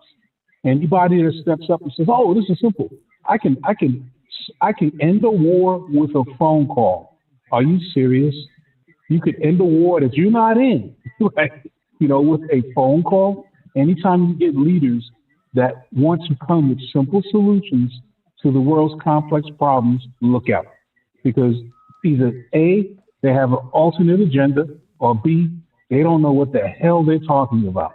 And anybody that gets behind leaders like that is just as simple as they are. I mean, there's no way that the world, is black and white. There is no binary choices. It's all gray. Right. And to add to what you're saying, it was put into play with Donald Trump. If you guys think about it, he offered a simple solution to the southern border. He's going to build a wall. Simple. Build a wall, keep people out. And he never followed up on it, and he used it to grip money and all this kind of bullshit. But people ate that shit up. Donald Trump is going to take care of the southern border. It was a fucking lie. And he's doing the same thing with every goddamn thing else. But you're right, Joe. But Tyrone, how can you say that you don't know nothing about it, but some parts of it you like? He says he don't know nothing about 2025, but some parts of it he Donald Trump is a liar. That's why he's a fucking liar. That's why he got all these criminal cases. He's a liar. Mm-hmm. He want to get into your head, and he's into some people. Hey, did anybody know Elon Musk? He has a daughter that's transgender. I don't know. No. Yeah, he does. He does. Yeah, hey, Tyrone, but you know what? If this was a real republic, Donald wouldn't be there to run for president. If this is the real republic, they'd say, "No, you can't run. You got 34 fellas." Matter of fact, he'd have been locked up. Well, that's because we got a weak ass political party on the other side. Listen. When the Republicans took over, they went fucking like a train, doing whatever the fuck their agenda was, illegal or not. But with the Democrats, like whenever Barack Obama had Merrick Garland up there to be Supreme Court judge, and they fucking kicked him back because they said we don't select judges during elections and all this kind of dumb shit. The Democrats just stood by and let that shit happen when they could have had a Supreme Court judge. I mean, we just got a weak ass party, man. But I'm on the fence because this strategy of waiting for J.D. Vance to get selected, I think was fucking brilliant. So I think they're thinkers, but they allow the Republicans to get away with too much. Yeah. They're gonna make a bigger pool out themselves so everybody can see. But anyway, as I say, 2025, everybody be talking about it and saying it's a host. But those, where is it implement? Where did they add you in it? ABC. Hey, in some states, I don't know how many. Well, he's got a hell of a lot more felonies than the average person, but in some states, if you're, I don't know if they changed the rules or law yet or not, but a convicted felon lost their privilege to vote. Am I right or wrong? Listen. Donald Trump is disqualified by running for president because of the 14th fucking amendment. They had that argument out there in Colorado, and the Supreme Court justice, because they're in the pockets of fucking Donald Trump, they ruled against Colorado, against the goddamn Constitution. Donald Trump, as it stands right now, is disqualified for running for goddamn president. He just not qualified. But we ain't talking about that. But I mean, on the average, out here with us, how many felonies do you have to have in order for you not to be able to vote? Are you just have to be a convicted felon? More than 34. Well, that's left up to the states, because you can be a felon and not in prison and vote in New York, I believe. Right. But if you're a felon in Florida or ex-con, you can't vote. Some shit. It's different states. You lose your rights Yeah, when you're in prison. When you stay property, you lose that privilege. But when you come out, they give you those rights back. Reinstated. Yeah, but it varies, like what Tyrone said. It varies state to state, jurisdictions and shit like that. Okay, I understand that. But if you have as many felonies as Trump, I don't care what state you're in, it varies. It's no 30. If you got 30 felonies, it's up to the state. He about got a felony per state, don't he? In his case, because they got to make that new rule, because I don't think anybody ever had that many damn felonies, on that level. You know what I'm saying? I mean, how many felonies do you have to have in order for them? Yeah, I think here in this state, 5 felonies, you're a habitual criminal, boom, throw away the key. I think it's 5. I'm not sure. I'll check on that tonight, tomorrow. Throw away the key or not give them the voting right? No, if you are a habitual criminal, you get life. You get a life or damn near life. But a felon with a felon that's free with 5 felonies, can he vote? If he votes, he'll be in jail for the rest of his life. He can vote while he's in there. About 5 here vote. I don't think so. I don't think so at all. Not here. I don't think so. Right. But so like that's you what said, it varies state to state. Yeah, I think it varies. Even the law, let's say the specifics of what state lets you vote after, and then what are the rules, like under what? Oh, if you got misdemeanors, how many felonies?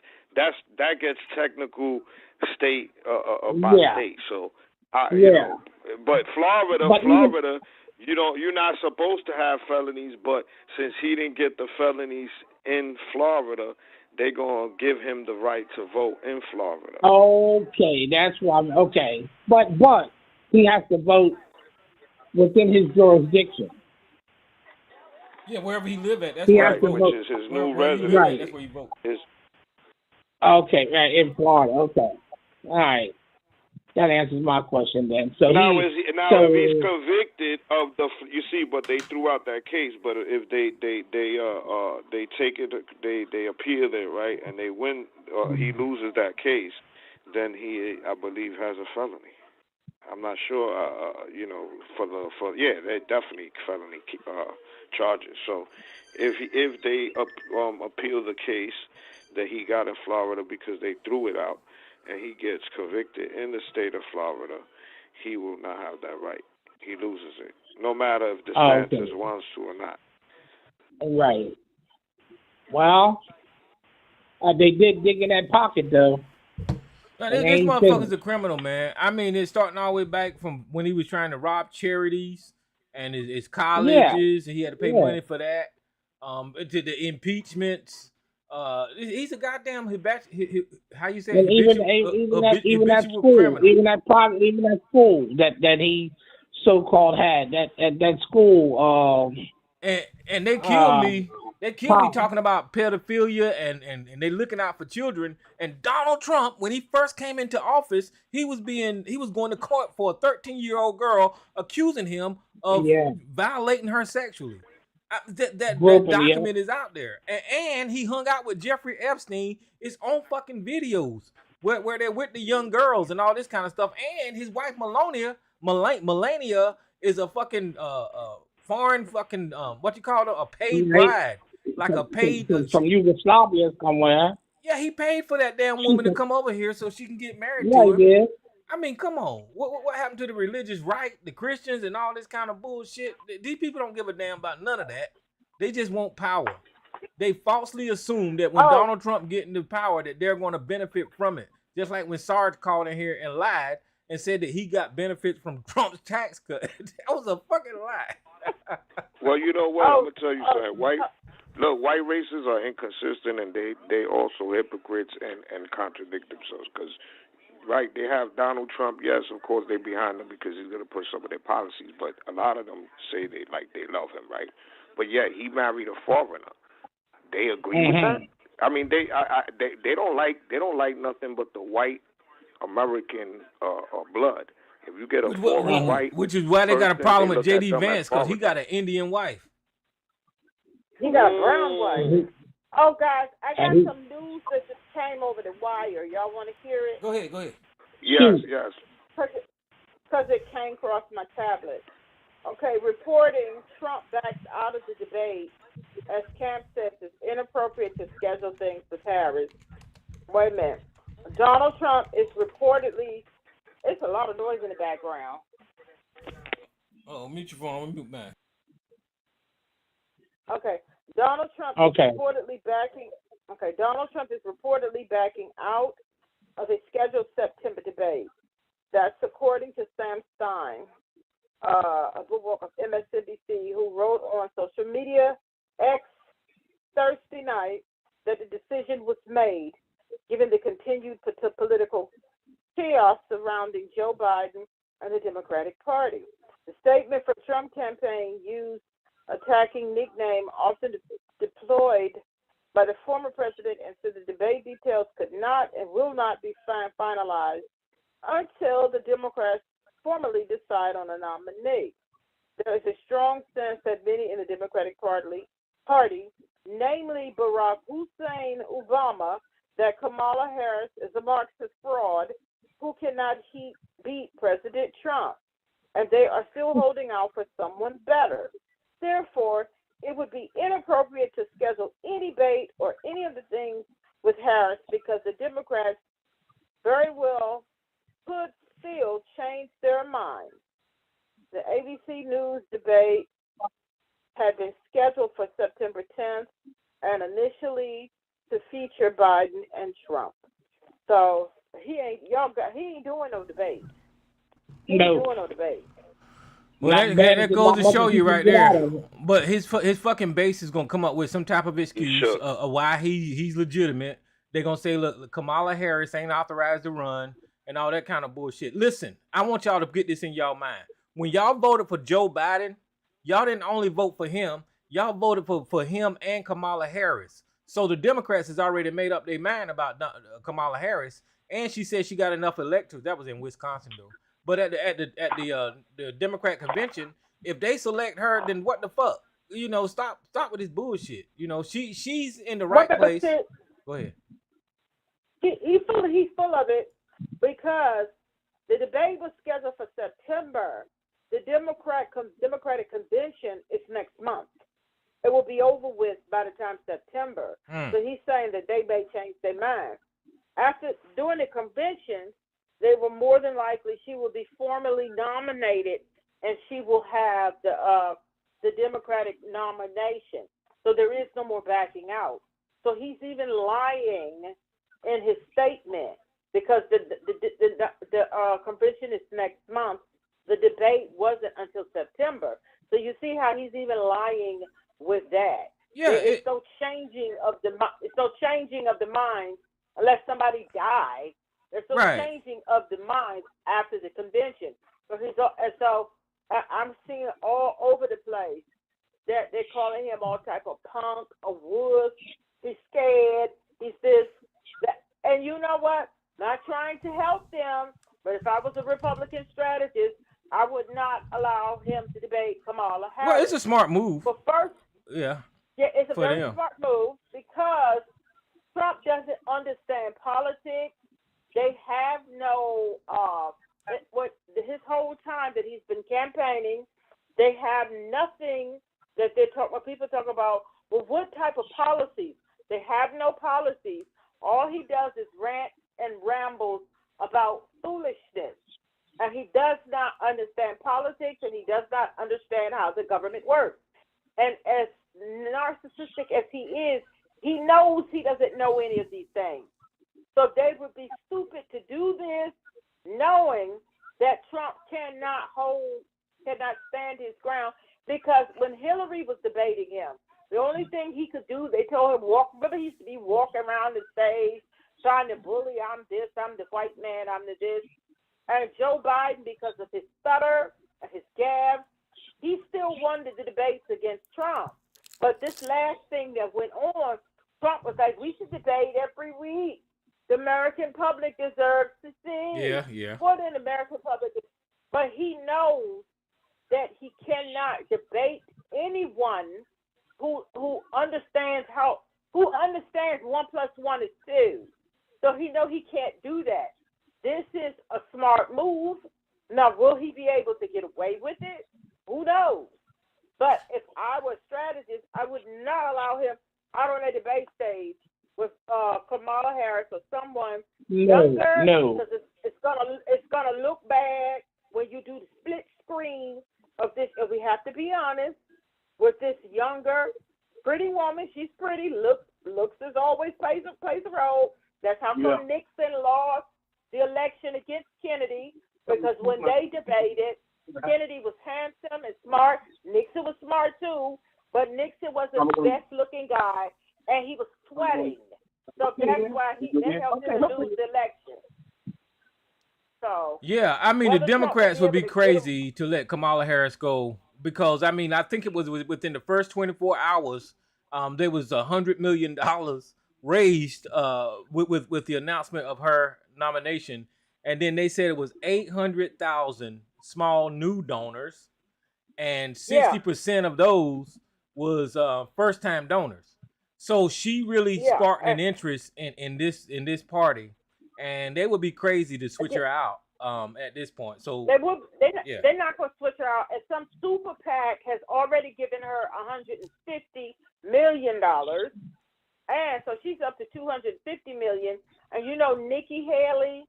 I seen that. Go ahead, tell that. You heard about that? Yeah. Her super PAC, which they are Nikki Haley voters against Trump, or whatever the name of their thing was. They have already endorsed Kamala Harris, and they're transferring their super PAC over to Kamala Harris. And Nikki Haley filed an injunction and said that, well, of course y'all can do that if that's what you want, but remove my name. And they fighting the injunction.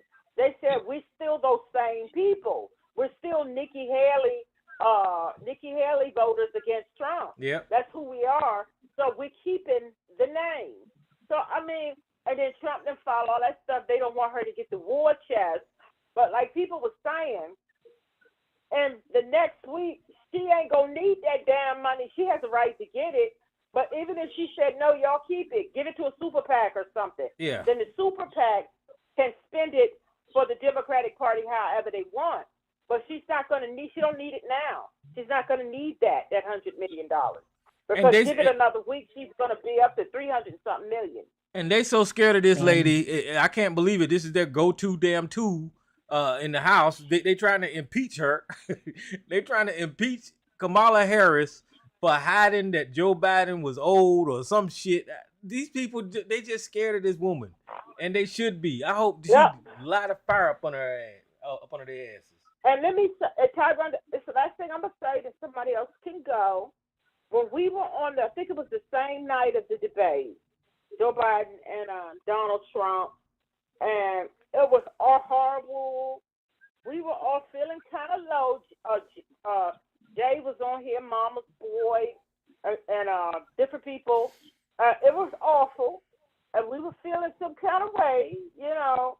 But I'm gonna say it again. I said that very night that we're gonna have to make Biden pass the torch, and we're gonna have to get a candidate to ignite the party. Yep. I don't think Tyrone, you wasn't really feeling that because I agree with you guys. Because after that, how they tore up Joe Biden, the Democrats did not handle that right. They should have handled that much better. But I told y'all then that this is what needs to happen. And it has happened. And I will pat myself on the back saying I was right on that. Because I said that's what needs to happen. They're going to have to move Joe out the way. And Yeah. I was just waiting for him to say it. You know, as soon as he said it. Yeah, but you know. But a lot of the reporting, I'm not a conspiracy theorist. I hate conspiracy theories. But I have one I'll tell later. But I will say this, that all of the reporting was coming by.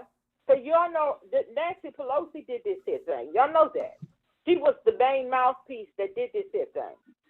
Because they were going to him, and like the people who were there said that she went to speak with him. Okay, after the debate.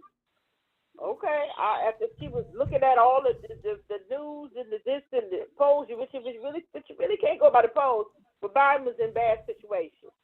That she went to him and said, "Okay, now we go. She said we can take this the hard road. We take this the soft road. Take it the soft road."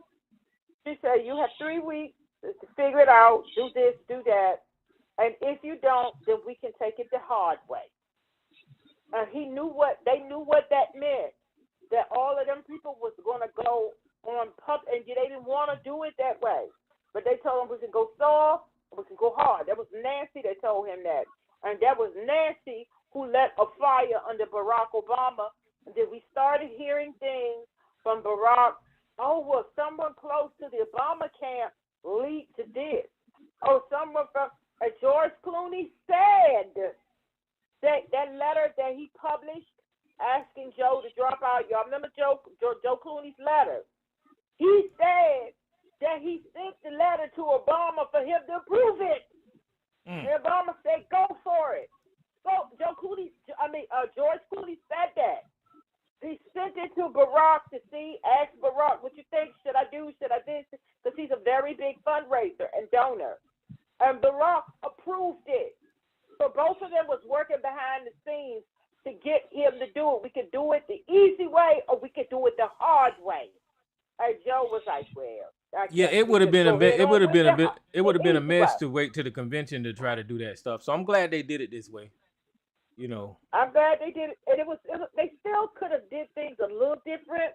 But then they also said that Nancy and Barack told the other Democrats, "Yes, praise Joe, praise them in the press, but don't praise them too much. Don't overdo it with the praises." And I knew Nancy Pelosi was making moves when she was doing an interview on CNN, and they asked her. They said, "Well, what do you about Joe Biden?" No, they were saying leaving he's going to leave, step down, pass the torch, this, that. And she said, "Well, him and his family and his team and his staff, they have a lot of thinking, a lot of talking, a lot of things that they have to do." And the reporter said, "But he said that he's staying in this race. He said that he's going to stay, that he's going to this and that." And Nancy looked at him with the camera right in her face. She said, "I said that him and his family and his team, they have a lot of thinking and a lot of work to do." I was like, "Damn, Nancy." I don't give a shit. Basically, I don't give a shit what he said. They have work to do. I knew right then that Nancy was wheeling and dealing and making moves behind the scenes. Oh, she knew how to win now.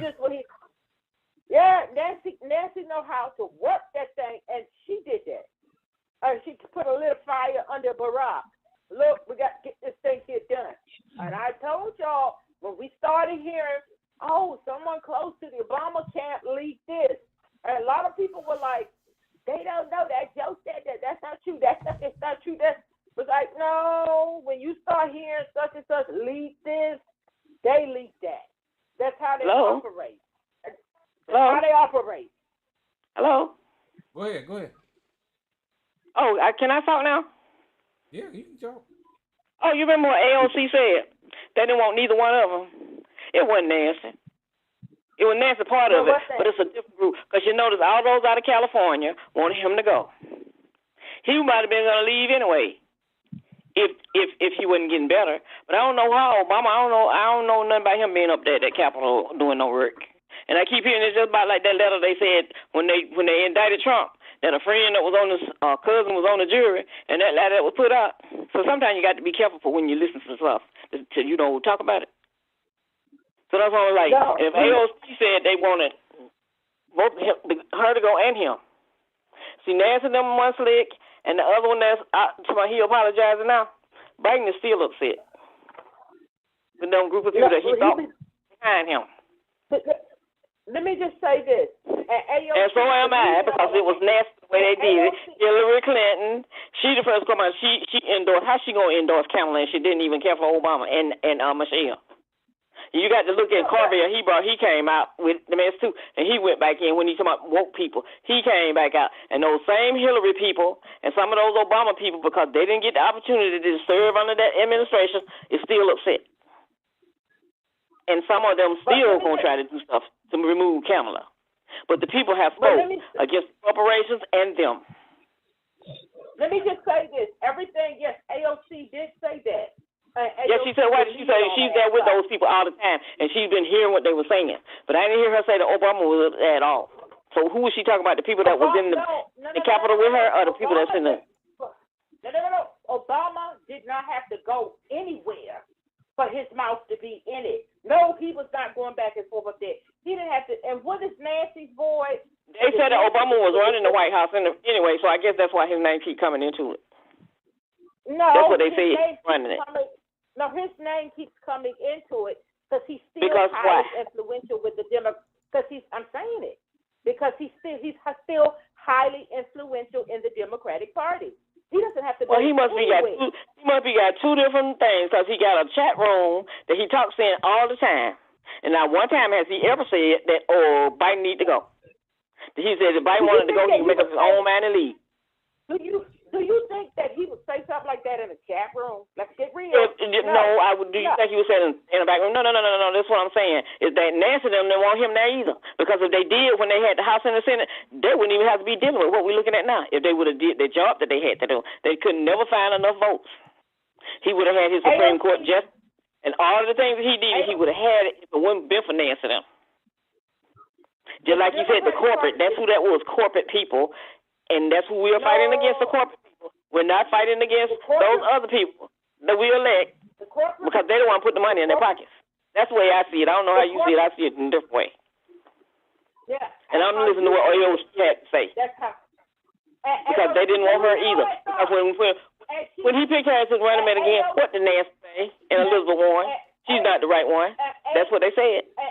Didn't they? But you're ignoring. You're ignoring. AOC deleted all that stuff. She deleted all that stuff she said. What she gonna delete it for? She already said it and it was out there. So what deleting got to do? She told the truth.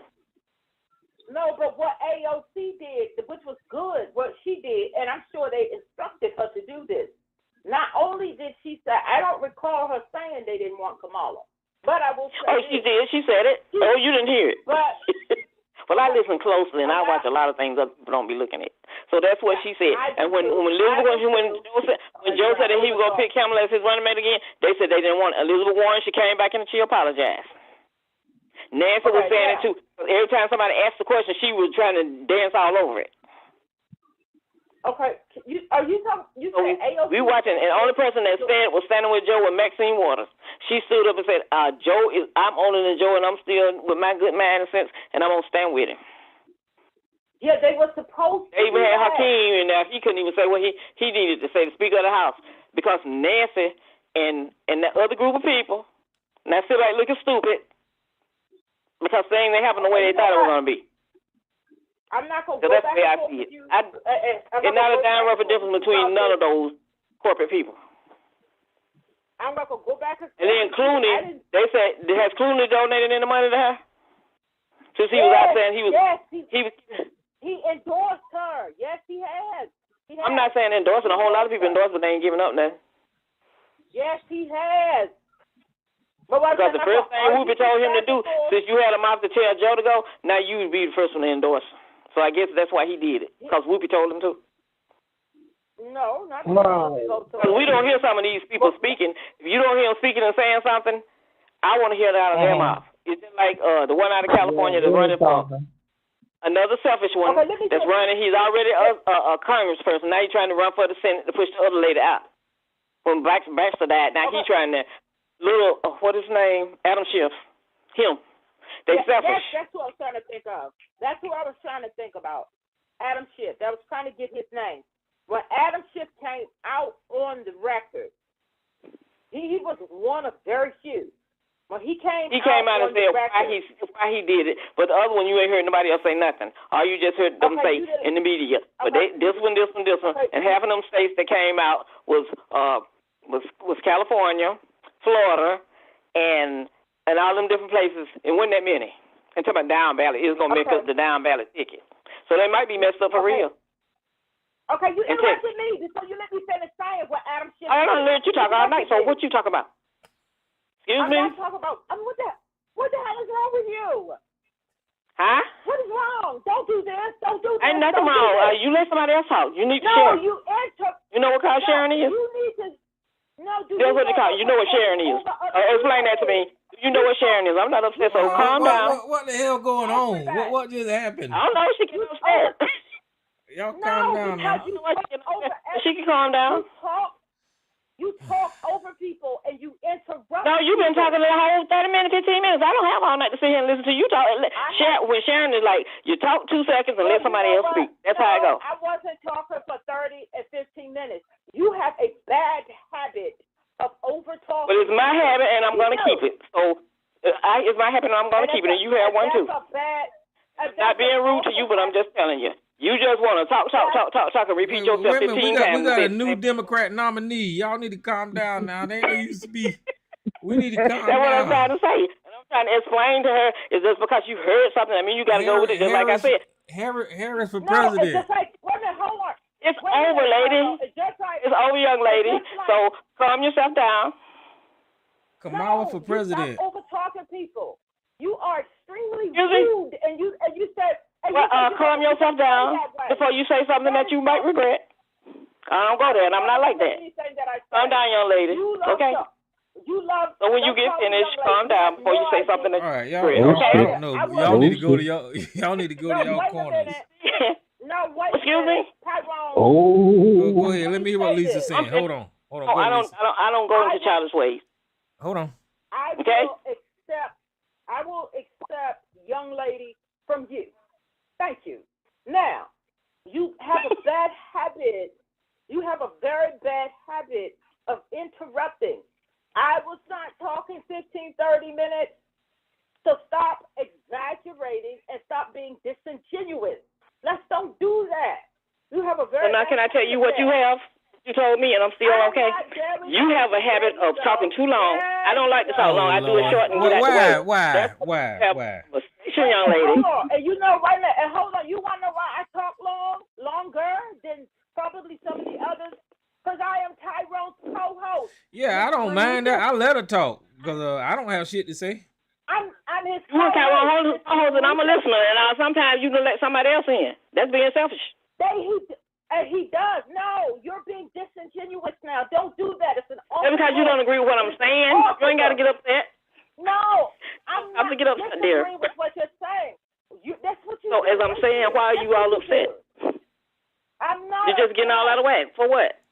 No, I'm trying to. I'm not upset. You keep interrupting. That's why I say calm yourself down before you say something that you Let might her regret. talk. And Let her I'm finish talking. You his co-host, I'll just let you be his co-host. And when Tyrone is on, I'll just talk to him and not you. Okay? And we'll leave it at that. All right. So you have yourself a good night, young lady.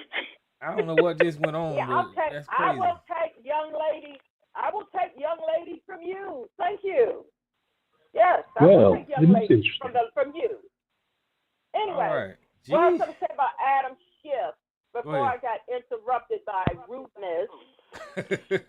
Y'all crazy. When he came out on the record and said that he wanted, that it was a good idea that, not that he wanted, but it was a good idea that Joe passed the torch. When Adam Schiff is Nancy Pelosi's, and you would think that people who say they listen to our readings would know that that's Nancy Pelosi's lackey. And when he did that, that's why all of the pundits, all of the political pundits said Nancy Pelosi's pushing this thing. He's her lackey. Just like I don't know everything, and that's what makes me pretty intelligent, because I know I don't know everything. But when you have people come and overtalk you and interrupt you, that's the worst way to be. That's the worst way to be. I see why she has scars. She turning around and flip because of all them interrupting and things like that. That is not the way to be. Or then to be disingenuous about how long someone is talking. I'm Tyrone's co-host. I think you forgot that. And we should not be arguing and fighting. It's a bad look. It's an awful look. But if you want to have that look and you want to be obtuse on purpose, be that way. That's it, Tyrone. All right. I don't know what the hell. Kamala Harris for president. Go ahead. Who that? Yeah. I just want to say, aside from who said what when is really irrelevant to me.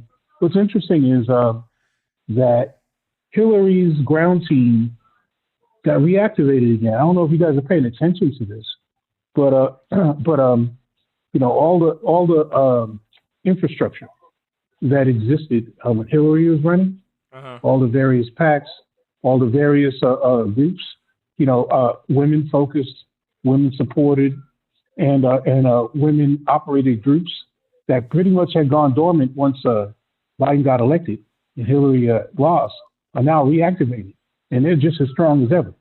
So she's inherited that from Hillary. So if nothing else, she needs to say thank you, for putting in place that infrastructure. Well, Hillary, she was just a bad candidate, but her apparatus, her team. I mean, I'm pretty sure they're pretty useful. Oh yeah. Look at the people that are falling in line. In terms of doing the groundwork. The phone calls. The door knocking.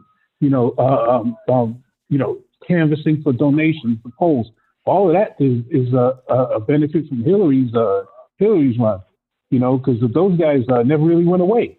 They became politically active and they still remain so. And this is the key. Like I was talking to somebody about Trump earlier, and I said, Donald Trump does not have the ground game. Donald Trump they mentioned numerous times, kind of said the quiet parts out loud, that they don't have the ground game. They don't have the field officers. They don't have the canvassers, the door knockers. They don't have the people to send out the emails and, do all that little work that goes to, getting voters into your tent. Well, and now, Joe, when you say that, you got to think Trump changed the way of politicking, right? And when I say that, what I mean is he got organizations like the Heritage Club and these evangelicals and some people with money. I can't say that he don't have people with money, but he got people out there working for him, and that's why he's so popular now. So I don't know if it's not like a traditional stuff like we're used to, but he's got something out there working for him. Well, he's relying on rallies. He's relying on rallies and stuff like that. Yeah, good. Let me ask you a question. Do you think that maybe, like you were saying, he doesn't have a lot of infrastructure in place? Could it be because that he has control of all of the RNC money? Oh yeah, without a doubt, it's a grip. Without a doubt, the money that would be going to field offices and to pollsters and to door knockers and the people, putting up the signs and all that stuff, without a doubt, it's paying for his legal fees. So sure, that's part of it. But also too, he just campaigns differently. He relies on rallies and events of personality rather than traditional mailings and stuff like that. His mindset is grift first, campaign second. And if you could do both at the same time, more power to him. Well, if you could think about the way the Georgia thing happened, I don't know if y'all remember seeing that videotape where those people was going in and messing with the machines and all that kind of stuff for Trump. And I imagine that in different areas, he still got little teams like that doing little conniving, cheating stuff like that to try to, make it harder for other people to vote. Like I said, that's not traditional, but it worked for him. Well, it didn't work for him, but that's what he got in play is the little illegal way of doing shit, and we don't know about it until it's over with. Yeah, and speaking of which, I'm glad you mentioned that, Tyrone. Here we are, we're coming up on another election, which means 4 years have passed since the last one. Now, my memory serves correctly. I remember Sarge talking about all this voter fraud that was supposed to come out. I remember saying, we'll see. Well, here we are. We're 4 years in, Sarge. So when are we going to see? I'm just curious. All this voter fraud that you claim happened. All of this stuff that you were basically hanging your flag on did not come to pass. None of it. Sarge is a liar. Sarge is a pathological liar. I know. That's all he do is lie. Yeah, it's just interesting that, in 4 years, we've convicted Donald Trump twice now. We still have ongoing investigations, and yet all the stuff that Sarge claims, none of it has come to pass. Not one arrest, not one reversal, none of it. And so it just kind of kills me that, these guys really plant their flag on this salted ground and act like they got something to stand on, and their candidate keeps fucking them over. And That's it's like, how many times you gonna let this dude fuck you? That's what makes them look stupid, because they repeat everything that those people are saying, and then it turns out to be not true. And now they got egg on their face, and they don't never retract what they were saying. They just move forward with the next lie. Yep. So I'll just leave that at that. Where are you, Sarge? You're mighty quiet. Call in, Sarge. Go ahead. I'm daring you, Sarge. I'm challenging you, Sarge. Call in. You're supposed to be big he's bad, not man. going to speak because they don't have their talking points against Harris yet. They done tried the 1,500 black men getting locked up. They done tried the Willie Brown thing, and now Trump is out there calling like her lying Kamala or something like that. And they don't have the talking points for Kamala yet. So whenever they get their talking points, they'll call in and with the fucking talking points, talking about how corrupt she is and why she should not be qualified or whatever the fuck they gonna say. They're gonna say some dumb shit. Nah, they just don't have ABC on the mute button. See, they're really bold when ABC has that mute button, because he's going to defend his people. And I got that. I understand that. You only have one or two friends. You're going to defend them, one or two friends, and that's it. But that's okay. But I'm challenging Sarge. Come on, Sarge. Bring it on, brother. Bring it on. I'm waiting on you. So with that, I'll just sit back. Alicia, you can go ahead and do your thing. Maze, y'all do your thing. I'm listening. No, that's over with, because we shouldn't be arguing and fighting back and forth when basically we're on the same side. It makes no sense. It's nonsensical. So there's not going to be any more of that. Not for me.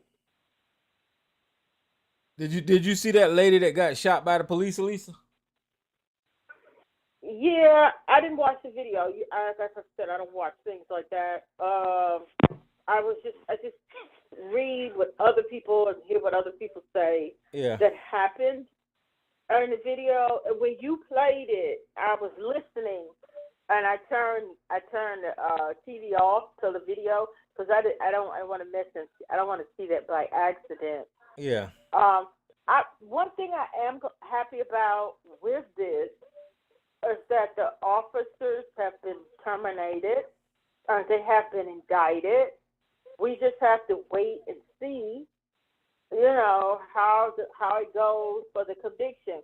And the reason why I said that, I'm glad that was done, because they tried to cover it up. I guess as everyone has heard, They did. that it was a possible suicide or a possible burglar who did it, and they got caught up in that. I'm just glad that they were somewhat swift, in firing and indictments and charging them with what they're charging them.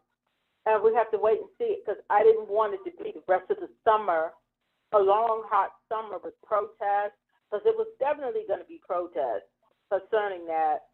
And then you have a lot of agitators that would get out there in the protest and, just cause upheaval. You see what I'm saying? Yeah, So at some point in time, they that, got to go ahead and label the police force across this nation as dangerous toward black people. They really got to make that known. I know there's some doctrines out there that state that, but I mean, it really need to be emphasized how dangerous the police is toward our community, because that didn't make any sense just to walk in somebody's house and end up shooting her. Yeah. I remember a video when a lady had murdered her husband, and she was sitting in the hospital with the damn gun, and the police was just talking just as calm. The old white lady, put the gun down, and we ain't gonna shoot you, and all this kind of shit. This lady wasn't doing it with boiling some damn water, and she wound up dead. Because like people were saying, even if she was going to attempt, because it's obvious she was having something was going on, but even if she was going to throw the water on him, just simply move out the way or leave the house. Yeah, but it wasn't even like that. That guy lied. Only thing that he said that the only thing that she said was, "I rebuke you in the name of Jesus," and that made him feel some type of way. I don't know what the fuck that did to that man. That he lied. But I was saying, even if she were going to do that, because all he just move out the way. Because I know, like my brother knows, when he was working for us, this was back when he was uniform. He told us, well, this woman had beat up her husband, or they got in a fight, or she had too hot boiling something or other, and her husband was all messed up down on the floor. And I guess the people in the building called the police. It was on the news and everything here. And the people on the building called the police, and she had put some more stuff on the stove and had it boiling.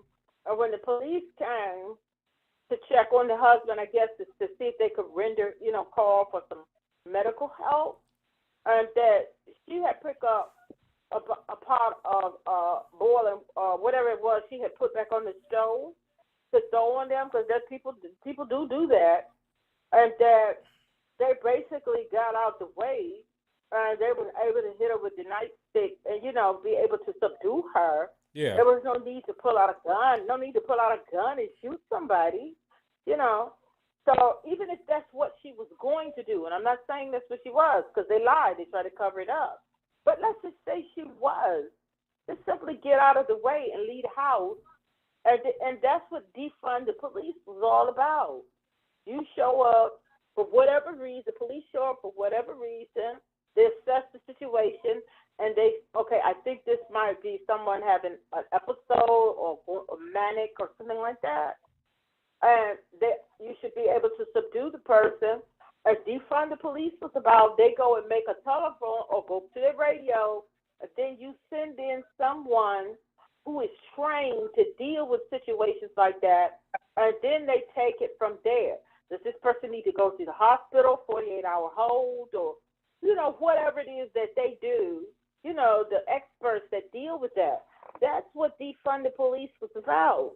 To have people that can come on the scene after the police secures the area, or they can assess the situation. And that's what that was. People were like, oh, y'all don't want to pay. No, it was never about that. It was, let's give some money to other agencies that are used to de-escalation, that's used to dealing with people who, might have some type of, they might be having a mental situation or something going on. And that's what that was about. And they could come on the scene after secured and assess the situation and see what needs to be done here. And if they did, if we were able to do that and put money towards other agencies to work along with the police. You still need them to work along with the police. We wouldn't have them shooting so many mentally ill people. And Well, I don't think this lady was mentally ill. I know they said she had some problem, but I don't think that it displayed itself there that night. That cop was just evil. And I agree. Go ahead. I Can agree. I say something too? Can I Go say ahead. something? Go ahead. No. And what they were saying they said they've been to her house numerous of times. They said they've been there numerous of times. So I'm saying, if I was a police officer or a police chief, and they kept a log of this particular address saying this woman keeps calling, okay, she keeps having whatever episode she's having. John, let's call Frank. He's our police psychologist. Let's get him to go down there and take an evaluation of her to see if that's how. And they got him on call. They got him at the station where they can call a psychologist, and they can go in there and evaluate you real quick. Just by talking with you, they can evaluate you. And if that was a fact, if that was true, that they said they done got numerous of calls and they've been to her house numerous of times, common sense would say, hey, let's try this one. Let's bring a psychologist and let's have a conversation with her. You see, if that was the case. But they had no intent. This guy's intent was to go in there and kill her. That's my opinion. The way he acted the whole time. Yeah, his intent was to go in there and just delete her. I'm like, this. Well, he I did. like, He announced what he said he gonna do. He said, "I'm gonna shoot you in your effing face." That's what he said. Yeah. So I just don't get it. And when like I said before, initially when I heard it, I looked at video and I said, what could have happened when that escalated to someone getting shot in the face? What could have happened? Exactly. And then when I saw it, I said, that was a straight lynching. I don't care. That was a lynching. I agree. That was straight lynching. I agree. Hey, go ahead. No, go ahead. Now, because they can also train other officers a little more intensely with de-escalation. And like when they have, like you said, when they have these addresses that frequently show up and they think that it's some type of mental thing, something that may be going on there, the officers who are more trained in that, they can take those calls. Or like you said, the psychologist, or they can show up with them on these calls because they'll know whether or not the person is actually dangerous or whatever. But no, you don't know who's going to show up. I've been saying this for years. When you call the police, it could be the police show up, or it could be thugs in uniform. Yeah. A thugs in uniform showed up to her home. Well, I don't think there's no amount of training that could have stopped that evil piece of shit from doing what he did. That is embedded in him. Not him. He was raised. He was raised to think a certain type of way about a certain type of people, and there is no police. I don't give a crap how much training they get. That you can't prevent nobody from thinking like that. That is, he should not have been on the police force. He should not have been on the police force, and then he went through several police stations before he got to that job. There was something wrong with that guy. Yeah, he had a sketchy record, so he shouldn't have with him with a sketchy record over that like that, and from other jurisdictions that he was working in, and then he leaves and they don't have really what the issue was. That's what was going on with him. Yeah, he just left, and there was nothing really noted in his file of why he separated from this particular outfit, and why he separated from this one, and why he separated. Something went on there, and they should be forced to put the reasons when you leave a particular jurisdiction. Why? Yeah. What happened there?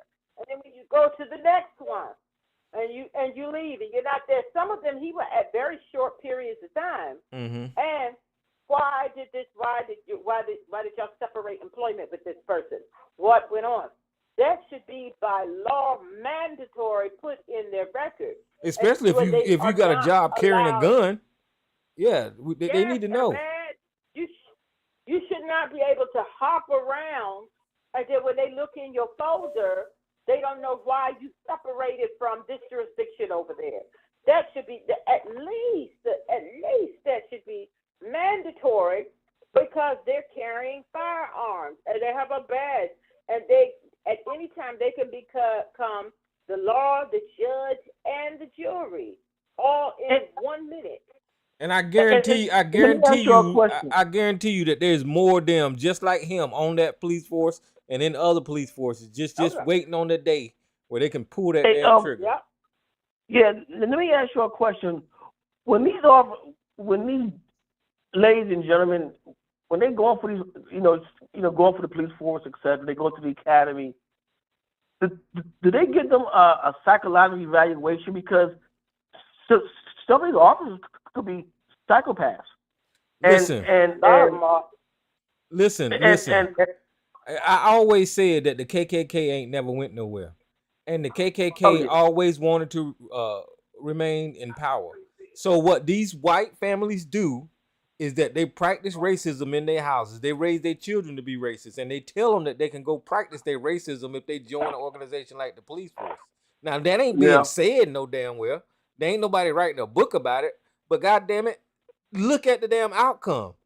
They're more violent toward black people. Black people get the most fines. Black people get incarcerated the most. So it's got to be the evolution of that hate organization into organizations that's what you're looking at in Washington right now. When we're talking about Project 2025, that is the fucking KKK in power. When you're looking at Donald Trump, his damn daddy was the goddamn KKK. I mean, but people don't bring that up. But I'm saying, do you think that some of these officers are psychopaths? Of course. Yeah, I do. Yeah. Without a doubt. I mean, because my brother said they were. My brother said when I'm not going to tell you the jurisdiction that he worked in, but he said a lot of them they were working in black neighborhoods, and a lot of them came out because I live in the DMV area. Some of them people came as far as West Virginia and stuff. He said when you would sit and talk with some of them, like when they lay around at the precinct, he said a lot of them were bent. I mean, completely bent. And not just that, they were scared of black people. He said they had no business on the police force. As a matter of fact, they had no business on the police force in anybody's neighborhood, black, white, or indifferent. They had no business. Yeah. They most definitely some psychopaths because, I mean, that's the stuff that some of the stuff you can't make it up anymore. You got to look at it and you get. I mean, and I'm wondering the outcome of this case. I wonder how they're going to try to twist it. They already started to try to twist it. They already started trying. They started saying, well, she did kind of make a gesture to him about the water. Yeah. I'm like, really, I mean, so this is the psychopath and sociopath mindset of quote the Eurocentric mindset. The book called Urugu. She talks about the psychopathical mindset of Europeans and the sociopath mind of Europeans. She talks about it in her book. Well, that's kind of why I pointed out the difference in physical characteristics at the beginning of the video when they standing on the porch. That lady don't even her top of her head don't even come to his shoulders. It's a small lady. Exactly. And as a man standing on a woman's porch, you have somebody's sister, it's somebody's mother. She's here by herself. There should be some type of caring that comes from you, even though you're wearing a badge. Yeah. But he walked in there like that. That was the biggest monster he ever fucking seen. Yeah, exactly. Yeah, he had no concern about her well-being. She was scared about something. Something frightened her about something that was outside. Yes, there could have been a prowler out there. And they well, if you look at the full body cam video, when the police walked around the house, there was a car sitting in the driveway with the windows smashed. I don't know if you've seen that. Yeah, okay, yeah, I heard that there was a car, looked like somebody had broke into it. Wow. And so that in itself, and it seemed like the cop was scared to walk down there. Remember Tyrone, he was flying the flashlight down there, and he said, yeah, I see it. Well, go down there and look, dummy. Well, you got to look at the beginning. There's more to it. You got he walked around there at first. He walked all in the backyard. He looked. I saw the beginning. I saw the beginning, but I didn't see where he walked around. I didn't see where he. Yeah, he walked in. He walked to the park. He walked out by the shed. He walked in the backyard, and then he walked by that car with the broken window. And then he went and talked to her on the porch. And then he went back and did that part that he talking about by just shining the flashlight. Did he look inside the car? It could be someone hiding inside. Well, he shined his light in there. But like the windows, if you look at the windows of that car, I think the front driver side window and the back driver side window was smashed in.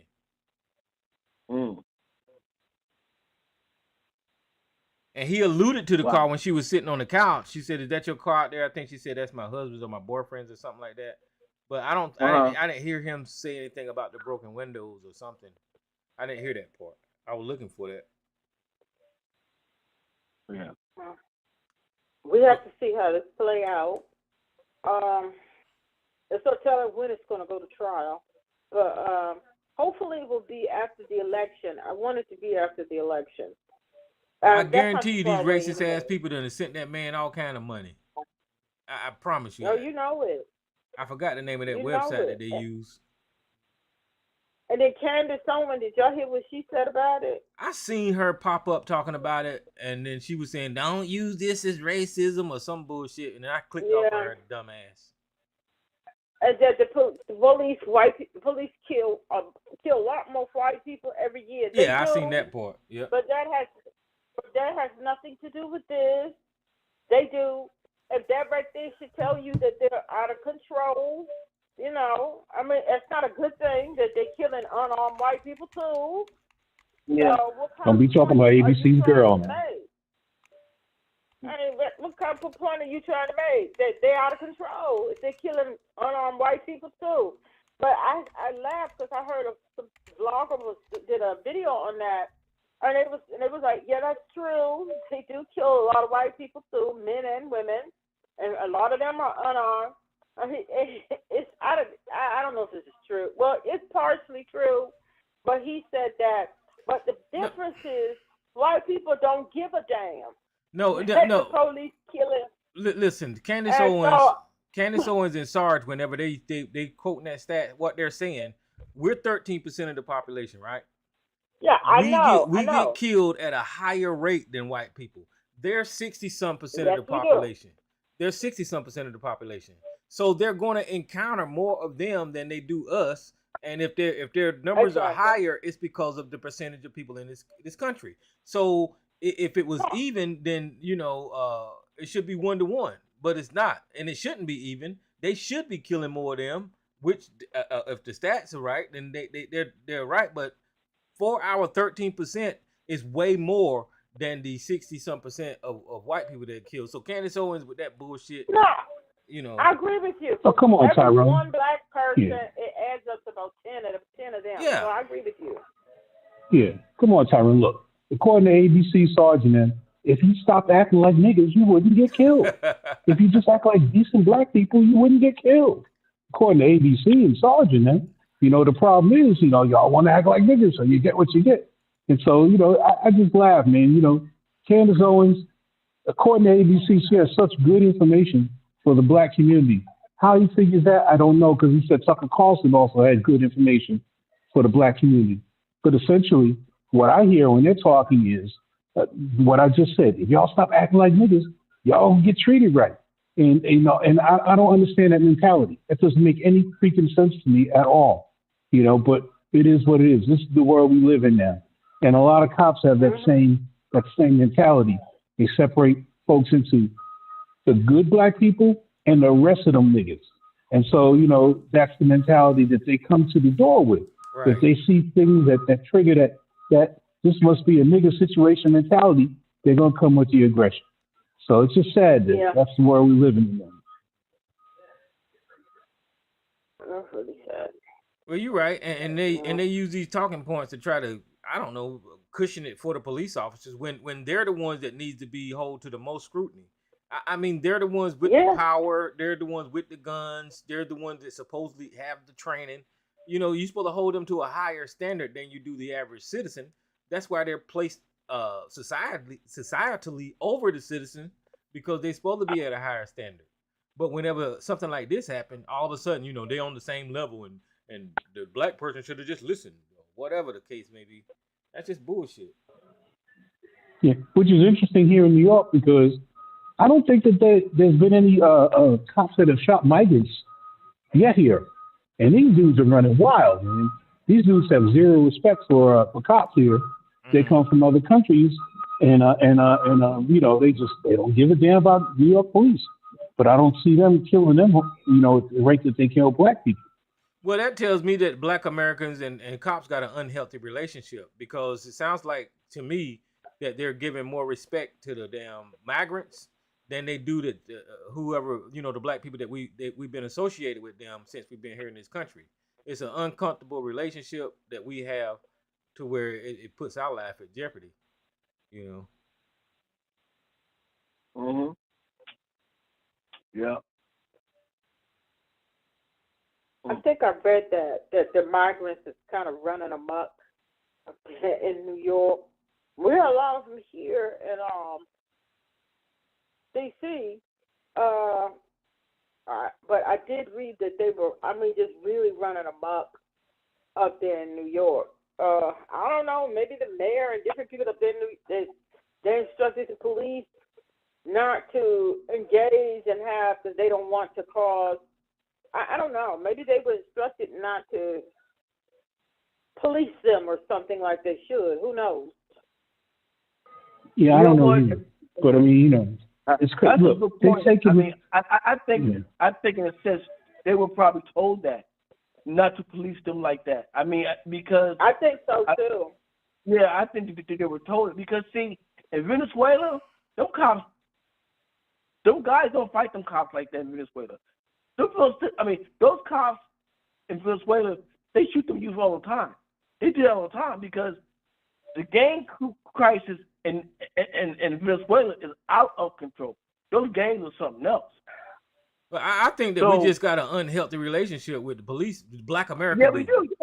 Since the beginning, because they started out chasing us as slave patrol, and that relationship exists. They have black targets. It's just they don't never chase down the white community and police the white community like they police our community. So I think the relationship between black America and the police are just unhealthy. Yeah, that too, but I agree with Yashua. I think they were ordered not to police them. I think that's something kind of from Willifar up to not police them like they should. I do. I agree with Yashua on that. I think they were given an order not to do that. But even for whatever reason, the police have got a anti-black symbol that they display now. Remember that Blue Lives Matter slogan came against Black Lives Matter. That's the reason that they start saying that bullshit is because of Black Lives Matter. It's just so they anti-black. They ain't got no anti-Hispanic slogan or anti-Asian slogan, So somebody needs to, psychologists need to look at that and say, okay, something needs to happen. I don't think it's going to happen, but there's just an unhealthy relationship with black America. Yeah, and that relationship, like you said, Tyrone, you quoted the historical data, the slave patrols, etc. Then from the slave patrols, you had those particular police who were part of those attacks on black townships during the late 1800s and 1900s. Then you have those. You have from that you have the Black Panther Party and their resistance against law enforcement. They felt if the police wasn't going to protect us, they were going to do it themselves. That's basically what the Black Panther Party was about. You understand? So you got a constant generational thing with police and black. And they got an infrastructure to house people just like they did. You might as well say it's still slavery. The prisons and the jails, and there's a lot of black people in those places. Yeah. So yeah. But we used to call them back in the day, they called them back in the 1800s patty rollers, because they used to go around and cause confusion and slave patrol, and even after slave patrol, they used to go around and cause confusion. They used to burn down things. That was the patty rollers. That's what It's the same antics now. That's what we're witnessing, and that's why I keep trying to make the relation to the KKK and what we're watching politically, because that's all it is. It's the same thing. They just call them Proud Boys or Oath Keepers or MAGA. You know, that's just the KKK. Well, they said the Klan was part of the police force now. They said they have heavily infiltrated the police force. Well, it was judges, lawyers, teachers. The Klan was everywhere. So, but they heavily infiltrated the police department, because Tyrone, you remember we did articles on that. Some years back about the FBI, how the KKK. It had a report. Yeah, Sure did. The FBI put out the stats that the KKK is heavily infiltrated in the police department. And they're heavily infiltrated the FBI too, because I've always seen that the FBI is supposed to be the super cop, right? They're supposed to come in and tell the police or do the investigation, say, well, that was a lynching or this was a hate crime. The police come back and say that there was no hate crime. I said, so what good is the FBI coming in investigating a big case if they want to do what they want to do anyway? What difference does it make? I noticed that too, Joshua, is that hate crime got put on the book because of the violence against black people and all that kind of stuff, basically. But if you do a crime against a Jewish person, they immediately start labeling it a hate crime. But we know that racism exists against black people. Like whenever you see these white racists walk around punching black women or punching people, they they try to avoid at all costs calling it a hate crime, which is strange to me. Yeah. These lynching, these black men and women that they've been hanging off trees lately. They keep saying it's suicide. When the black people keep saying you're lying to us, right? I mean, now some of them could be suicide, but black people generally don't hang themselves. They might shoot themselves or something like that, but they don't hang themselves. I would think black people might shoot themselves, but I think, and like the one or two women, I said women's favorite choice is suicide. They might use a gun, but it's mainly pills. Black people take pills, overdose or something. Yeah, pills. They thought the young you just gonna black go and girl. hang yourself? Well, yeah, black people commit suicide, but not at a rate that white people do. But it's the lynching, like if they hanging from a damn tree, who the fuck would want to kill themselves that way? That's crazy. Yeah, right. No, they just take the young black girl they just found about 4 or 5 months ago, about 4 months ago, in Florida. They found her hanging from a tree. First thing the cop tried to say, detectives say, well, it could have been a suicide. And her parents like, really? It's you must think we're stupid. My daughter wouldn't go and kill herself. So they found her hanging from a tree. From a tree? And like the teenage black boy who they found, the teenage black boy, who they found him hanging in a tree. That was the stupidest thing. He's not going to hang himself. And I'm sure I could see him taking an overdose or something if he was clinically depressed. But hanging himself from a tree? Yeah. Mm-hmm. Yeah. All right, y'all, let's have to 12, so I'm going to open up the line so everybody can talk. Hold on. Oh, yeah. Q&A session is over. All participants are unmuted. But yeah, somebody need to look at. But I've been saying that, but ain't nobody ever gonna look at it. But the racism still exists in this country. There's and a black woman, Tyrone. There's a black woman. I forgot her name, but she's been doing these cases on these modern day lynchings, and she's been countering the narrative of them being suicide, and she has all this data, and she's saying these were lynchings. She said yes, well, some of them suicides. Yeah, we're gonna give them. That could have happened, but she said for the most part, these are lynchings. Finding a black man in a tree, hung with his hands tied behind his back, his feet tied. She said, "Who does that? Come on, does that? Who can do that? Why are you being humped? So these things that they've been doing research on these type of crimes like this, and they're finding that these are lynchings.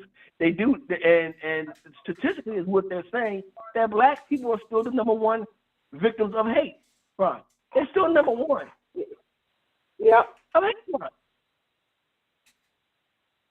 So you listen to Yahoo, so he says it's the Jews. But no, we're still number one. We're still number one. Oh yeah, right. Look at what that's why I was trying to point out the difference from the Southern strategy and them using the terminology DEI now. That ain't nothing but hate whenever you think about it. And it's allowed on the news, it's allowed in political arenas. Whenever they say that you was a DEI hire, that just means that you didn't deserve it because you're black and white people deserve that spot that you got. That's just racism. That's hate. But ain't nobody calling it that. White. Now, if you did that shit against the Jewish people, you be called anti-Semitic and all this kind of bullshit. Mm-hmm. So let me ask y'all. I'm gonna get ready to go, but I want to ask you all thoughts on. I forget who all was involved, but when they had the black men's call and they raised, I think it was 1.6 million for Kamala in like what, a few hours. Yeah. I was very proud. I was so proud to see that. Yeah, I think Roland Martin headed that up, didn't he? Yeah, he did. Yeah. And I was so proud to hear that, and I tell you why. Because the black women had did one, I think the day before or something like that. And I was so proud that they did it to show that, yeah, we back. They were doing it in a sense. We're back. We back our women. We're back in our community. And look what we can do it too. And it's some of the people who were saying what was being said on the call was a lot of positive things and a lot of good things. And I was very proud. I was very proud to see the brothers come out and hold it down and say, look, we can do this too. Because you hear so much about, well, they don't, black men, they politics of this and that. You don't have to like Kamala. This is the reason I felt proud. Has nothing to do with Kamala Harris. There's nothing to do with her. It was that they came together on some positivity, and look what they did. Yeah. And they can do that all the time, and they can. And I'm just hoping to see more of them showing who they are, and that like, look, we got the smoke, we got it too. It had nothing, and I understand why I'm proud of them, not Kamala, but they showed themselves, and I love seeing it. I thought it was a good thing, a very good thing for the community and for the world to see. It was a good thing. Oh yeah. I think I looked at Roland. I don't look at him too much, but I looked at him his show after he was the day after he did that, and he was talking about that call. Even with the black women, as soon as Kamala, took the candidacy, people started showing all kinds of support for her, and that's kind of what kind of puts a damper in that whole black men for Trump bullshit. Maybe didn't it? It demonstrated so much more than just Kamala Harris. It demonstrated so much more than just that, and that was a good thing. They needed that, and the community needed that for black men. Forget Kamala Harris. The community needed that for them. I was very proud. I was like, oh, all right now, check y'all out. I was really pleased with that, to see that. I would like to see more of that for other things, both the men and the women. For other things, we need to see more of that to show this world we got dollars too, and to show this world that we can make things happen. And we do make things happen. Now we can make things happen. We make things happen. So that's what was good. That was awesome to see that. Yeah, really just as these people need to get off of social media, and I've got to concede that there are impressionable minds out there, and what you say on social media about participating in politics it resonates with some people, no matter how wrong you are. and people shouldn't be out there doing that dangerously. You know, it's one of these things to where they just repeat what somebody with an influence said, and they think they're right. Yeah. It's crazy. It drives me nuts because I remember Boyce Watkins has said that when it comes to the Asian community, they don't get involved in politics. That That's was a one lie. of the stupidest things. And correct, that's Yeah. a lie. Yeah. That is a lie. They are heavy into politics. They are heavy. They do it like a group. Like they get raise money like their businesses and stuff, and they invest in a politician to get them what they want once that politician is elected. They've always been heavy. They're just not loud about it. And when I hear other black people say that they don't believe in voting, trying to the younger people about not voting. Voting is not the end all of all. We know that. Right. But white people, white-owned corporations and stuff, they hands stay out getting they hands stay out begging, getting money from the government and being able to make moves and do things.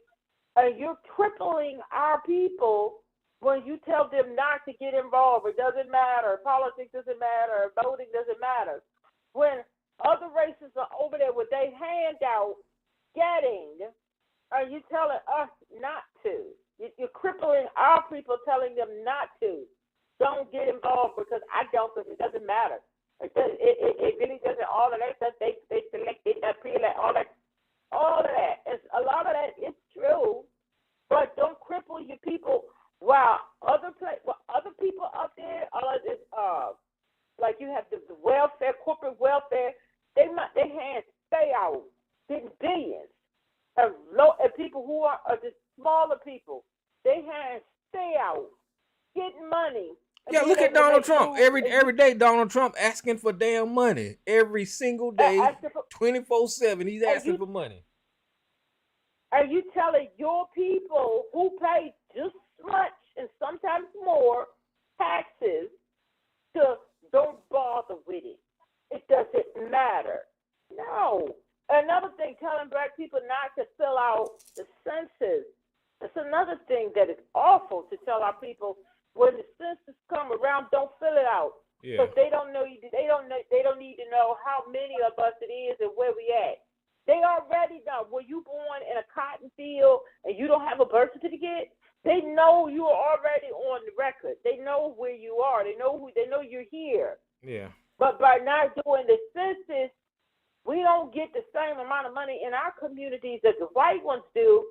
But you're really crippling yourself when you tell the people not to fill out the census. Yep. Because you get less taxpayer money to do things that you need done for your schools or for your things in your community. Because you don't want them to know where we at. You don't want them to know. They know where you're at. Do you not have a Social Security card? Do you not have a driver's license? Are you someplace living off the grid? No, they know you're here until a death certificate shows up. They know about you. So stop telling people that. Fill out for the census so your communities can get their money. From when the feds give out money, so your community can get it. A lot of things we do that cripple us, and we don't know that it's real. I get where that comes from. A long way back in the day, before they had records, and black people just try to keep a low profile. You don't want people to know you here. That's where that came from, and I get it. It was the correct thing to do back in the day, but not now. They know you here. They keep records. They know who's living and who's dead. So, Yeah, it's that ignorance that get repeated on social media. I can't stand it. I mean, I hear it, but I just can't stand it, you know. And I don't know how people got that way. I guess just by not paying attention, huh? Well, I mean, they got that way. Well, but there's different variables to that, Tyrone, how they got that way. They got that way because they don't believe in the system that we're in. Period. Well, okay, you got a point. Yeah. You got a point. Yeah. And it's unfortunate because sometimes that's what people leave with. They go, damn, okay, is this really the democracy here? Or are they just playing us to look like we're stupid? You know, so, you know, I get it. But, again, I would never tell no one. I get it. I would never tell one not to vote. I think that's that's crazy. I would tell a person to vote and exercise your vote. Vote who you think is a good candidate. Vote who you think has your ideals and your politics at hand, and that's how you vote. Vote smart, vote strategically. You see, that's how I look at that. But yeah. But when you say they don't have faith in the system, I get that part. But I mean, you got to think outside of that, and see how. We have to learn to think outside of that, because for so long that was our reality, and it still is. Yeah, it is. But we didn't just get this. We didn't just get this way. There was reason. There's a history of why a lot of our people feel like that, and it's valid. It's valid. But that's what I was saying Saturday night. That's what I was saying Saturday night when it was talking about that 2025 project, and I was telling them, I said, "Well, why do blacks?" I said, "Well, they have a right to be skeptical when these motherfuckers write up shit. They have a right to be skeptical because they wrote up stuff in the past that has an effect on us. So you got to look at it that way. So go ahead. But go ahead. What you want to say? No, us not participating is allowing them to tear down what our ancestors politically put in place for us. Affirmative action is gone, and then they vote. They gut in the Voting Rights Act. People actually work hard in politics to at least have those rights be somewhat fair. And us becoming ignorant and not knowing that that's important, that somebody actually worked for that stuff. I don't. We just shooting ourselves in the foot by not learning about civics, man. Well, I think the problem with civics, though, Tyrone. The thing with civics, even when we play, this is the point, and I think this is what black people are saying. Look, we play by the rules. I mean, generally speaking, most black people, when it comes to civics, black people, they play by the rules. They do what they do as in Rome, as the Romans do. Okay, that's what they do. So with black people here, when they just gutting away they're going to make attempts to gut away the civil rights move, initiatives, etc., the voting rights, affirmative action. Black people be like, damn, they doing this shit. Even though we're playing by the rules with them, we see ourselves as American citizens, but they still continue to come at us like this. So this is what black people are saying, damn, okay, we can't win for losing dealing with these folks. And we got to understand it. It's like I was telling this guy, with some of these young black students that go to these predominantly white schools, and the white kids are giving them a hard time. And I was saying, I said that's weird to me, but at the same time, sometimes you have to tell your black children. Sometimes folks are not going to like you because of how you look. The beauty of our community is that we do play by the rules, right? And they don't. That's obvious, right? Yeah, but when you look at our ancestors and them playing by the rules, Martin Luther King with the nonviolence movements, the sit-ins, the bus boycotts, and all of that was by the rules, and it got things done. We don't have a fire up under us to actually affect change anymore by making those type of moves. I don't think, because we can't go outside of the rules and get anything done. They'll label us criminals and lock us up. So they was locking them people up, even though they wasn't breaking the damn law. But eventually they had to bend to the wheel and change policies and actually put stuff in place. And we don't have that fight in us no more. Something going on. Well, I think we have to fight this, Tyrone. I still think the fight's still there, but I think you're looking at a different type of generation, and they're strategically fighting differently. You know what I'm saying? They're fighting differently too. So I think that's how. And it took me a while to realize that too. Say they're fighting differently. They're not fighting like my parents' fault or your parents' fault. They're fighting differently. They doing things differently. You know what I'm saying? So, and so I had to learn to respect that. It's okay, if that's how you're going to fight it. But at the same time, these folks are still breaking the rules.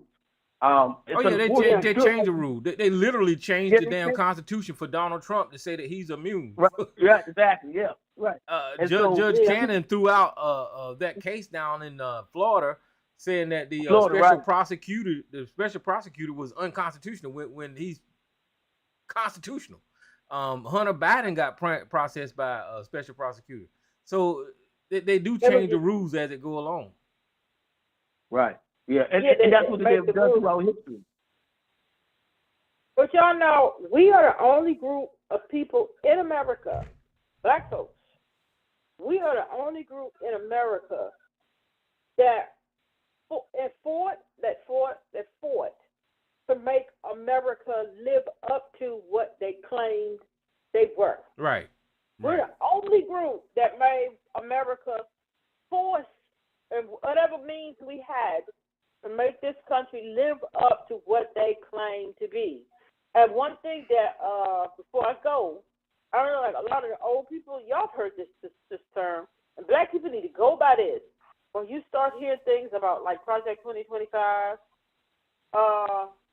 for bad legislation that they say it's going to hurt the public, it's going to hurt the working man, it's going to hurt something that our people always used to say. When white people get a cold, when white folks get a cold, we get the flu and pneumonia. Mm-hmm. So anything you hear that they're trying to do that's going to hurt the populace, going to hurt the majority, you know it's going to hurt us much worse. Mm-hmm. So that's right. You need to find out about that thing and try to work with the rest of the people to not let it happen. And that's what we need to ask what the old folks used to say. Live by that. Live by that. And that's the thing, too. That Project 25 thing, one thing it talks about, too, it talks about cutting federal jobs. And they're going to try to angle it. I'm angling it different. I'm like, who do you think that's going to hurt the most? It's going to hurt black folks because there's a lot of black. It's going to hurt black folks. It's going to hurt us the most. Yeah. So there's a lot of black people who work for the federal government. Period. Some of these big contracts. Help create it. They help make when Lyndon B. Johnson made the federal government start hiring black people and stuff like that. That helped to, create or expand the black middle class. That's what they did. It did. Yeah, it did.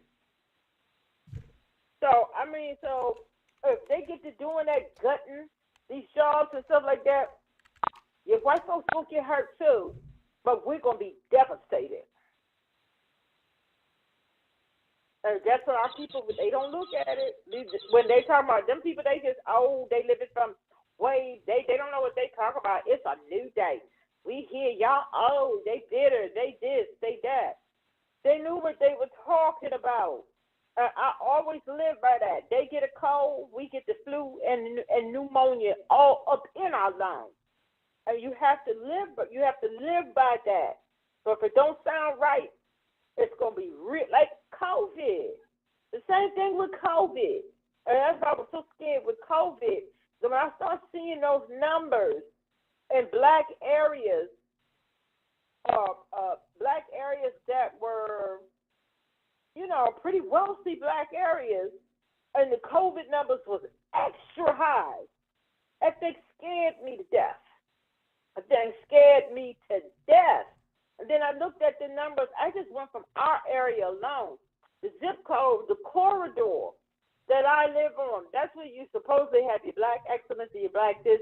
The corridor that I live on, the zip code that's on the corridor, black excellence.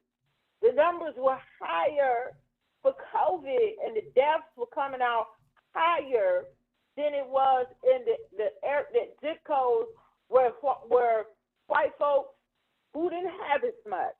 That thing was scary. That's why I applauded the Black Caucus that told these governors they wanted those numbers of what was going. And I know our governor here, he saw to it that they got the numbers because they wanted to find out the numbers in the zip codes and stuff where black people were to see what was actually going on. And they made the governors comply with that to send those numbers. That was terrifying. When those COVID numbers came out, and I was looking at, you mean to tell me the educated, the one with the money, with the this, the COVID numbers in deaths are outnumbering some of these white zip codes that, the poor white zip codes That was scary. That's right. That's a true statement. They get a cold, we get the flu and the pneumonia. That's just what it is. That's just what it is. Hey, did you remember that time when that one governor, I don't know whether he was a governor or a senator in Maryland, they were trying to find out how did black people in Prince George's, how did Prince George's County become so black? So this senator was going to do a zip code. He wanted to go back and look at all the zip codes and check all these houses and find out how these black people got this money or was able to start buying those homes there. And I was saying, really? I said, really? You're concerned about black people being successful? That's just bullshit. Cause I mean, how they got there was fucking slave ships, and they just wound up staying there. But Lisa, did you hear about that in Maryland? Yeah, I think. I heard about that. I heard about that. I he wants to find out. out. Yeah, how were they able to actually afford? Right. He was looking at how they was able to get amass so much money or whatever. Oh, that's bullshit. Yeah, I'm like, really? Yeah, but they know how. They already know how. They know how. It was from federal contracting. Yeah, it was from federal contracting. Exactly. Federal jobs and being right next to D.C. Federal jobs. Right. Exactly. There's a lot of industry here. That's how they were able to do it.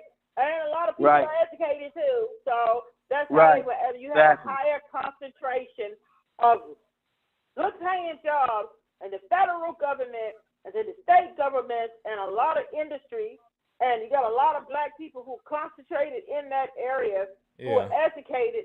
That's how. But you go to other areas that don't have a lot of industry and they don't have a lot of federal jobs. That's why it's different. They already knew how. They weren't worried about how Baltimore is so impoverished. They worried about the people with the money, huh?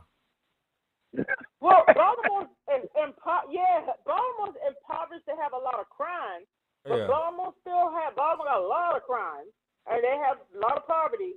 But I can't really explain Baltimore because it's like, no. I mean, you got those areas. But Baltimore got a lot, but they still have a lot of money there too. Yeah. Right. Oh hell yeah, Baltimore got a lot of money. And Mr. Lisa, and Baltimore has one of the highest concentrations of black professionals too, and that probably bothers them a lot too. Yeah, even with all the crime and all the foolishness. Yeah, exactly. Baltimore got a lot of money. They still got a lot of money there in Baltimore, the white and the black. So Baltimore's kind of hard to explain. It's really hard to explain. No, there's no need. You're gonna have crime every damn well, and if you got, it's just what it is. Shit. And that's where the bulk of the crime is at in Baltimore. Right. So it's hard to explain, but that's where the crime is at. But there's a lot of money in Baltimore still, black and white. And Jews too. There's a lot of Jewish people in Baltimore as well. Yeah. So. But I remember that Yeshua, and they had the answers. They knew why, because it was concentrated. Because it's the job. It's a good job. Federal government is like right there. Right, and don't forget it when you got Morgan State sitting right there. You got Black colleges sitting. Right, exactly. You got all these. Morgan State, right, exactly. University, Morgan State. Right. All these got a lot of. It's very collegey in the area. Right. So I mean, you know why it is. You put black people in a concentration where there's jobs, high-paying jobs, a lot of industry. They're gonna do well. They just are. Yeah, they're gonna do well. Anybody else. Yeah. Just like anybody else would. Anybody else. Just like anybody else. That's supposed to be the American way, right? Yes. That's supposed to be the American way. So when I say that I'm not an American, I'm doing that for a reason. Because if that's the American way, then you should be shooting black folk down in their homes. You should be shooting black women in the face. You should be kneeling your knee on somebody's neck and think that's cool. You should be if that's the American way, then damn it, I'm not an American. But if the American way is that we all supposed to be successful be able and be able to prosper and have the equal rights to prosper, then yes, I can be an American. But if you kill my people like that, I'm not an American. Fuck that. I hear you. I hear. But let me bring up something like Gary, Indiana. This is the last thing on Gary, Indiana, where they have a lot of poverty, and I think they're like ranking like number one in crime and homicides. And when you hear people run Gary down for how bad it is, Gary, Indiana, but you rarely hear people say that it was steel. The steel industry is what carried that. Yeah. And when the steel industry left, then the people started living, or then they didn't have money. And our people are quick to get trapped when you don't have money and you can't get out. Right. It's lack of jobs, lack of industry that's going on. In Gary, the industry was basically steel. So, and when the first people to get trapped is going to be our people. When you don't have jobs and you don't have industry, they're going to get trapped there. And that's when you have poverty, you're going to have a lot of crime. But you don't hear people say this is the reason that Gary is like that. Yeah. And at one time, and Gary has a big black population. Believe it or not, Gary, Indiana got a big black. But I've always said, talking to people from Indiana, they always say they did it on purpose to them black people in Indiana. They shut that industry, the steel industry down on purpose, because they said at one time Gary was a typical black middle class. Yes, it was typical black. It's very prosperous. And if you went to Gary now and roll around the city areas, they said it's almost like it's like a ghost town. It's like a ghost town in some cases. Yeah. Well, they started outsourcing and putting shit overseas. They getting free labor from China and whatever places. Right. That's where they getting the shit now. I've always a said lot of Baltimore look like that too. Yeah, I've always said that I don't get these cats with this big money. I beat out Gary trying to buy up all of Gary we bought up by Yeshua. If I had billions of dollars, I'd be like, man, I'm going out there, I'm buying all this up. Okay, it was saying so, but yeah, man, they Gary, huh? If you could revitalize it, and I think it can be revitalized. Yes, it could be. And it can be. It can be revitalized. It can be. It can be. You know, you could bring it back. You could bring it with the right money. You could bring a steel company back together with the right money. Yeah, the right money. You could revitalize it. Yes. See the same thing I'm gonna say about Baltimore. I bring Baltimore up again. A lot of the black people in certain areas and things that Baltimore has a lot of like in down certain areas, a lot of abandoned homes, and just Baltimore can look pretty rough, but Baltimore is a strange place. You go down one block, and it's like nothing. It's like abandonment. And people walking in the street, you have to pay attention. When you're driving, I don't go over there at all. I don't go to Baltimore that often. And you have to pay attention because people in the street, you have the squeegee kids out there trying to walk. But then you go over the next block, there's money.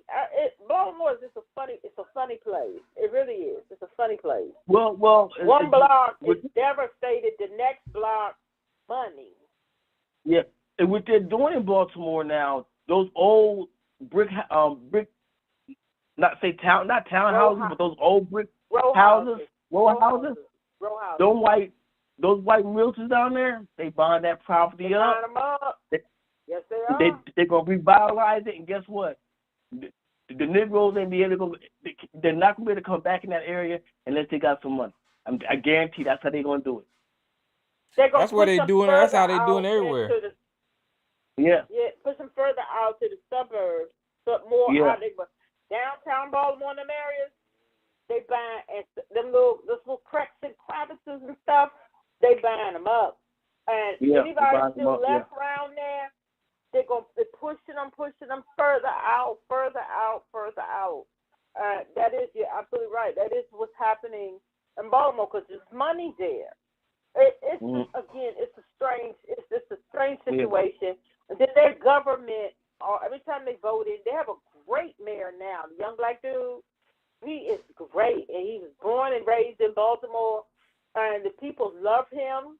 And he's doing a lot of great things for the people there. So I'm very optimistic about Baltimore. They have great leadership. They constantly used to have corruption in Baltimore City government, Baltimore County, Baltimore City government. They had a lot of corruption, and yeah, it was our people with the corruption. But the people they got on board now, very optimistic. And this new young guy, he's good, and our governor likes him. He's doing a lot of great things in Baltimore for the people, for the schools and things like that, and they needed that. They needed that for a long time. So I'm very optimistic about Baltimore.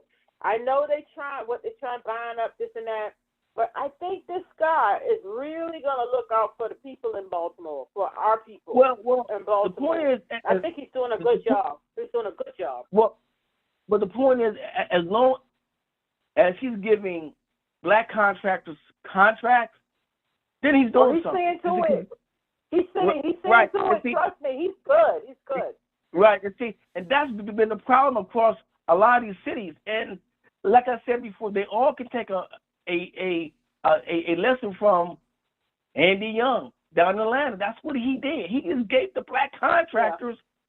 He just gave them contracts.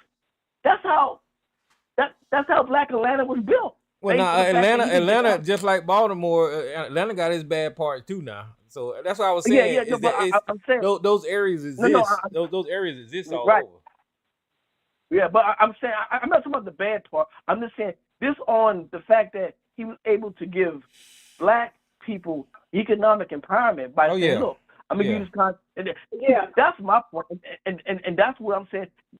That's what needs to be done, and Black Los Angeles now. I mean, LA won't never be black again, so we can hang that up because they don't figure something out in Los Angeles.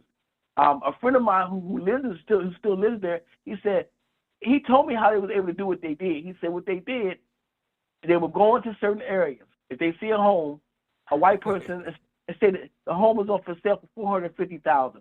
He'll say I buy it for $850,000. So what they did, that's how they jacked the market. So what they did, they jacked the market. So all of a sudden, all those homes start going up in price, despite the fact that they were jacked up houses or old houses that no one lived in, etc. So they would go in and just do that. These guys had money, so they was able to go in.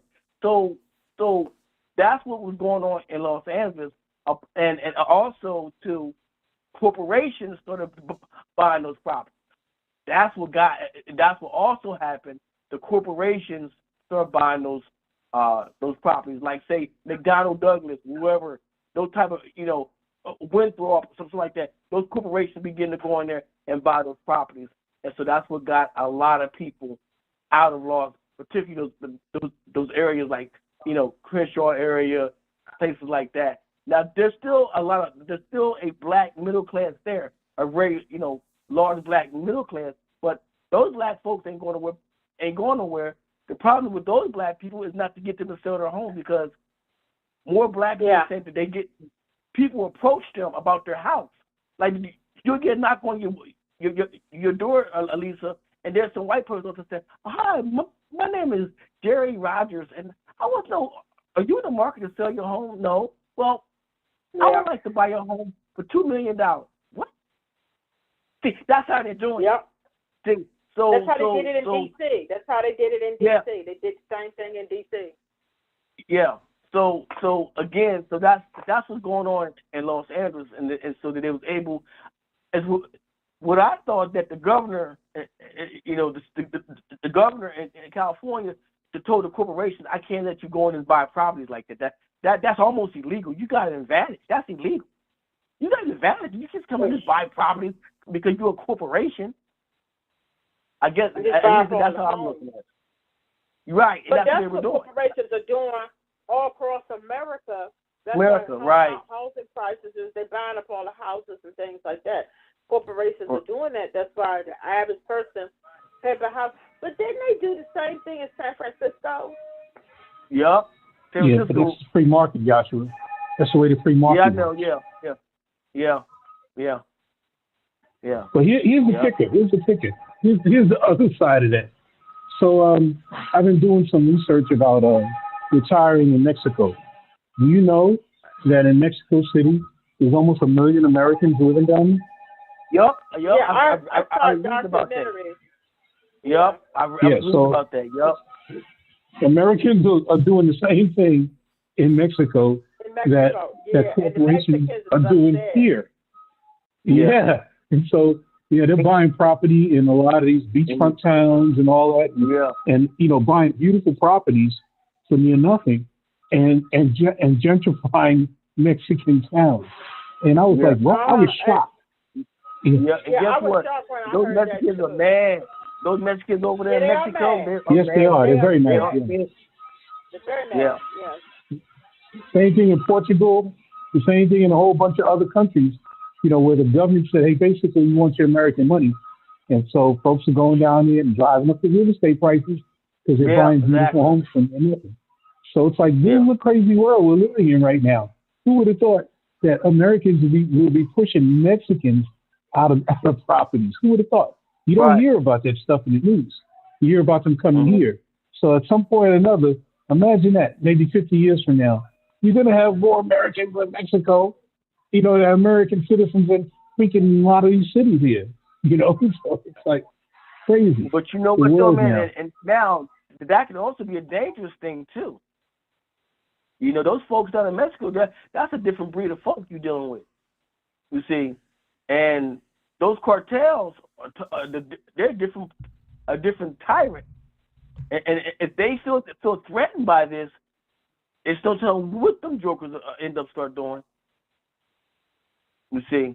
But they don't feel threatened because Americans bring money. Anytime you increase your market, the wealth of your market, that's good for the criminal element that's in that market. Think about it. Why would they complain? You got Americans down here with money. Unless they get, BRICS, let the BRICS thing just take over, then that's going to change the game for everybody. But what they're also doing in certain areas in Appalachia stretches beyond all the way to Canada.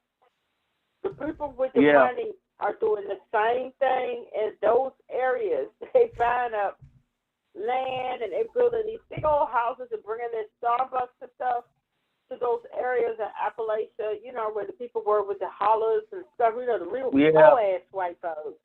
They're doing the same thing there. Those people are upset too. The same thing is happening there. So it's crazy. Well, I'm going to go. Tyrone. Yeah. I'm finna get off here too. Guys, if y'all on YouTube and you want to call in. I'm getting ready to end the stream. Appreciate it, Miss Elisa, and everybody that called in. Yeah, sorry for the argument, Tyrone. This is your show. It was disrespectful to you. Well, Sarge been screaming in the chat room, so. Yeah, he just screamed in the chat room. Here's the deal, man. Look, Sarge, I'm going to tell you right now. All these little fringe legal theories you have, they don't fly, brother. They never have. They never will. No lawyer and no court is going to waste their time on that shit. It's not going to happen. Let it go. Your people are making a fool of you. Let it go. Remember the Obama birth certificate he cried about for years? Come on, man. Sarge is a dummy. Yeah, do we want to go to Sarge's greatest hits? Come on, man. You get mad, start yelling, and be embarrassed. Let's not have Sarge's greatest hits today, but we will have that day. It will be a Sarge's greatest hits day. And we're going to dig into all the stuff he said over the years that has not come true or come to fruition. And that would be a fun show. In fact, I might do that show, Sarge's greatest hits. So, yes, look forward in the future, folks. All right, well, I'm stopping YouTube, so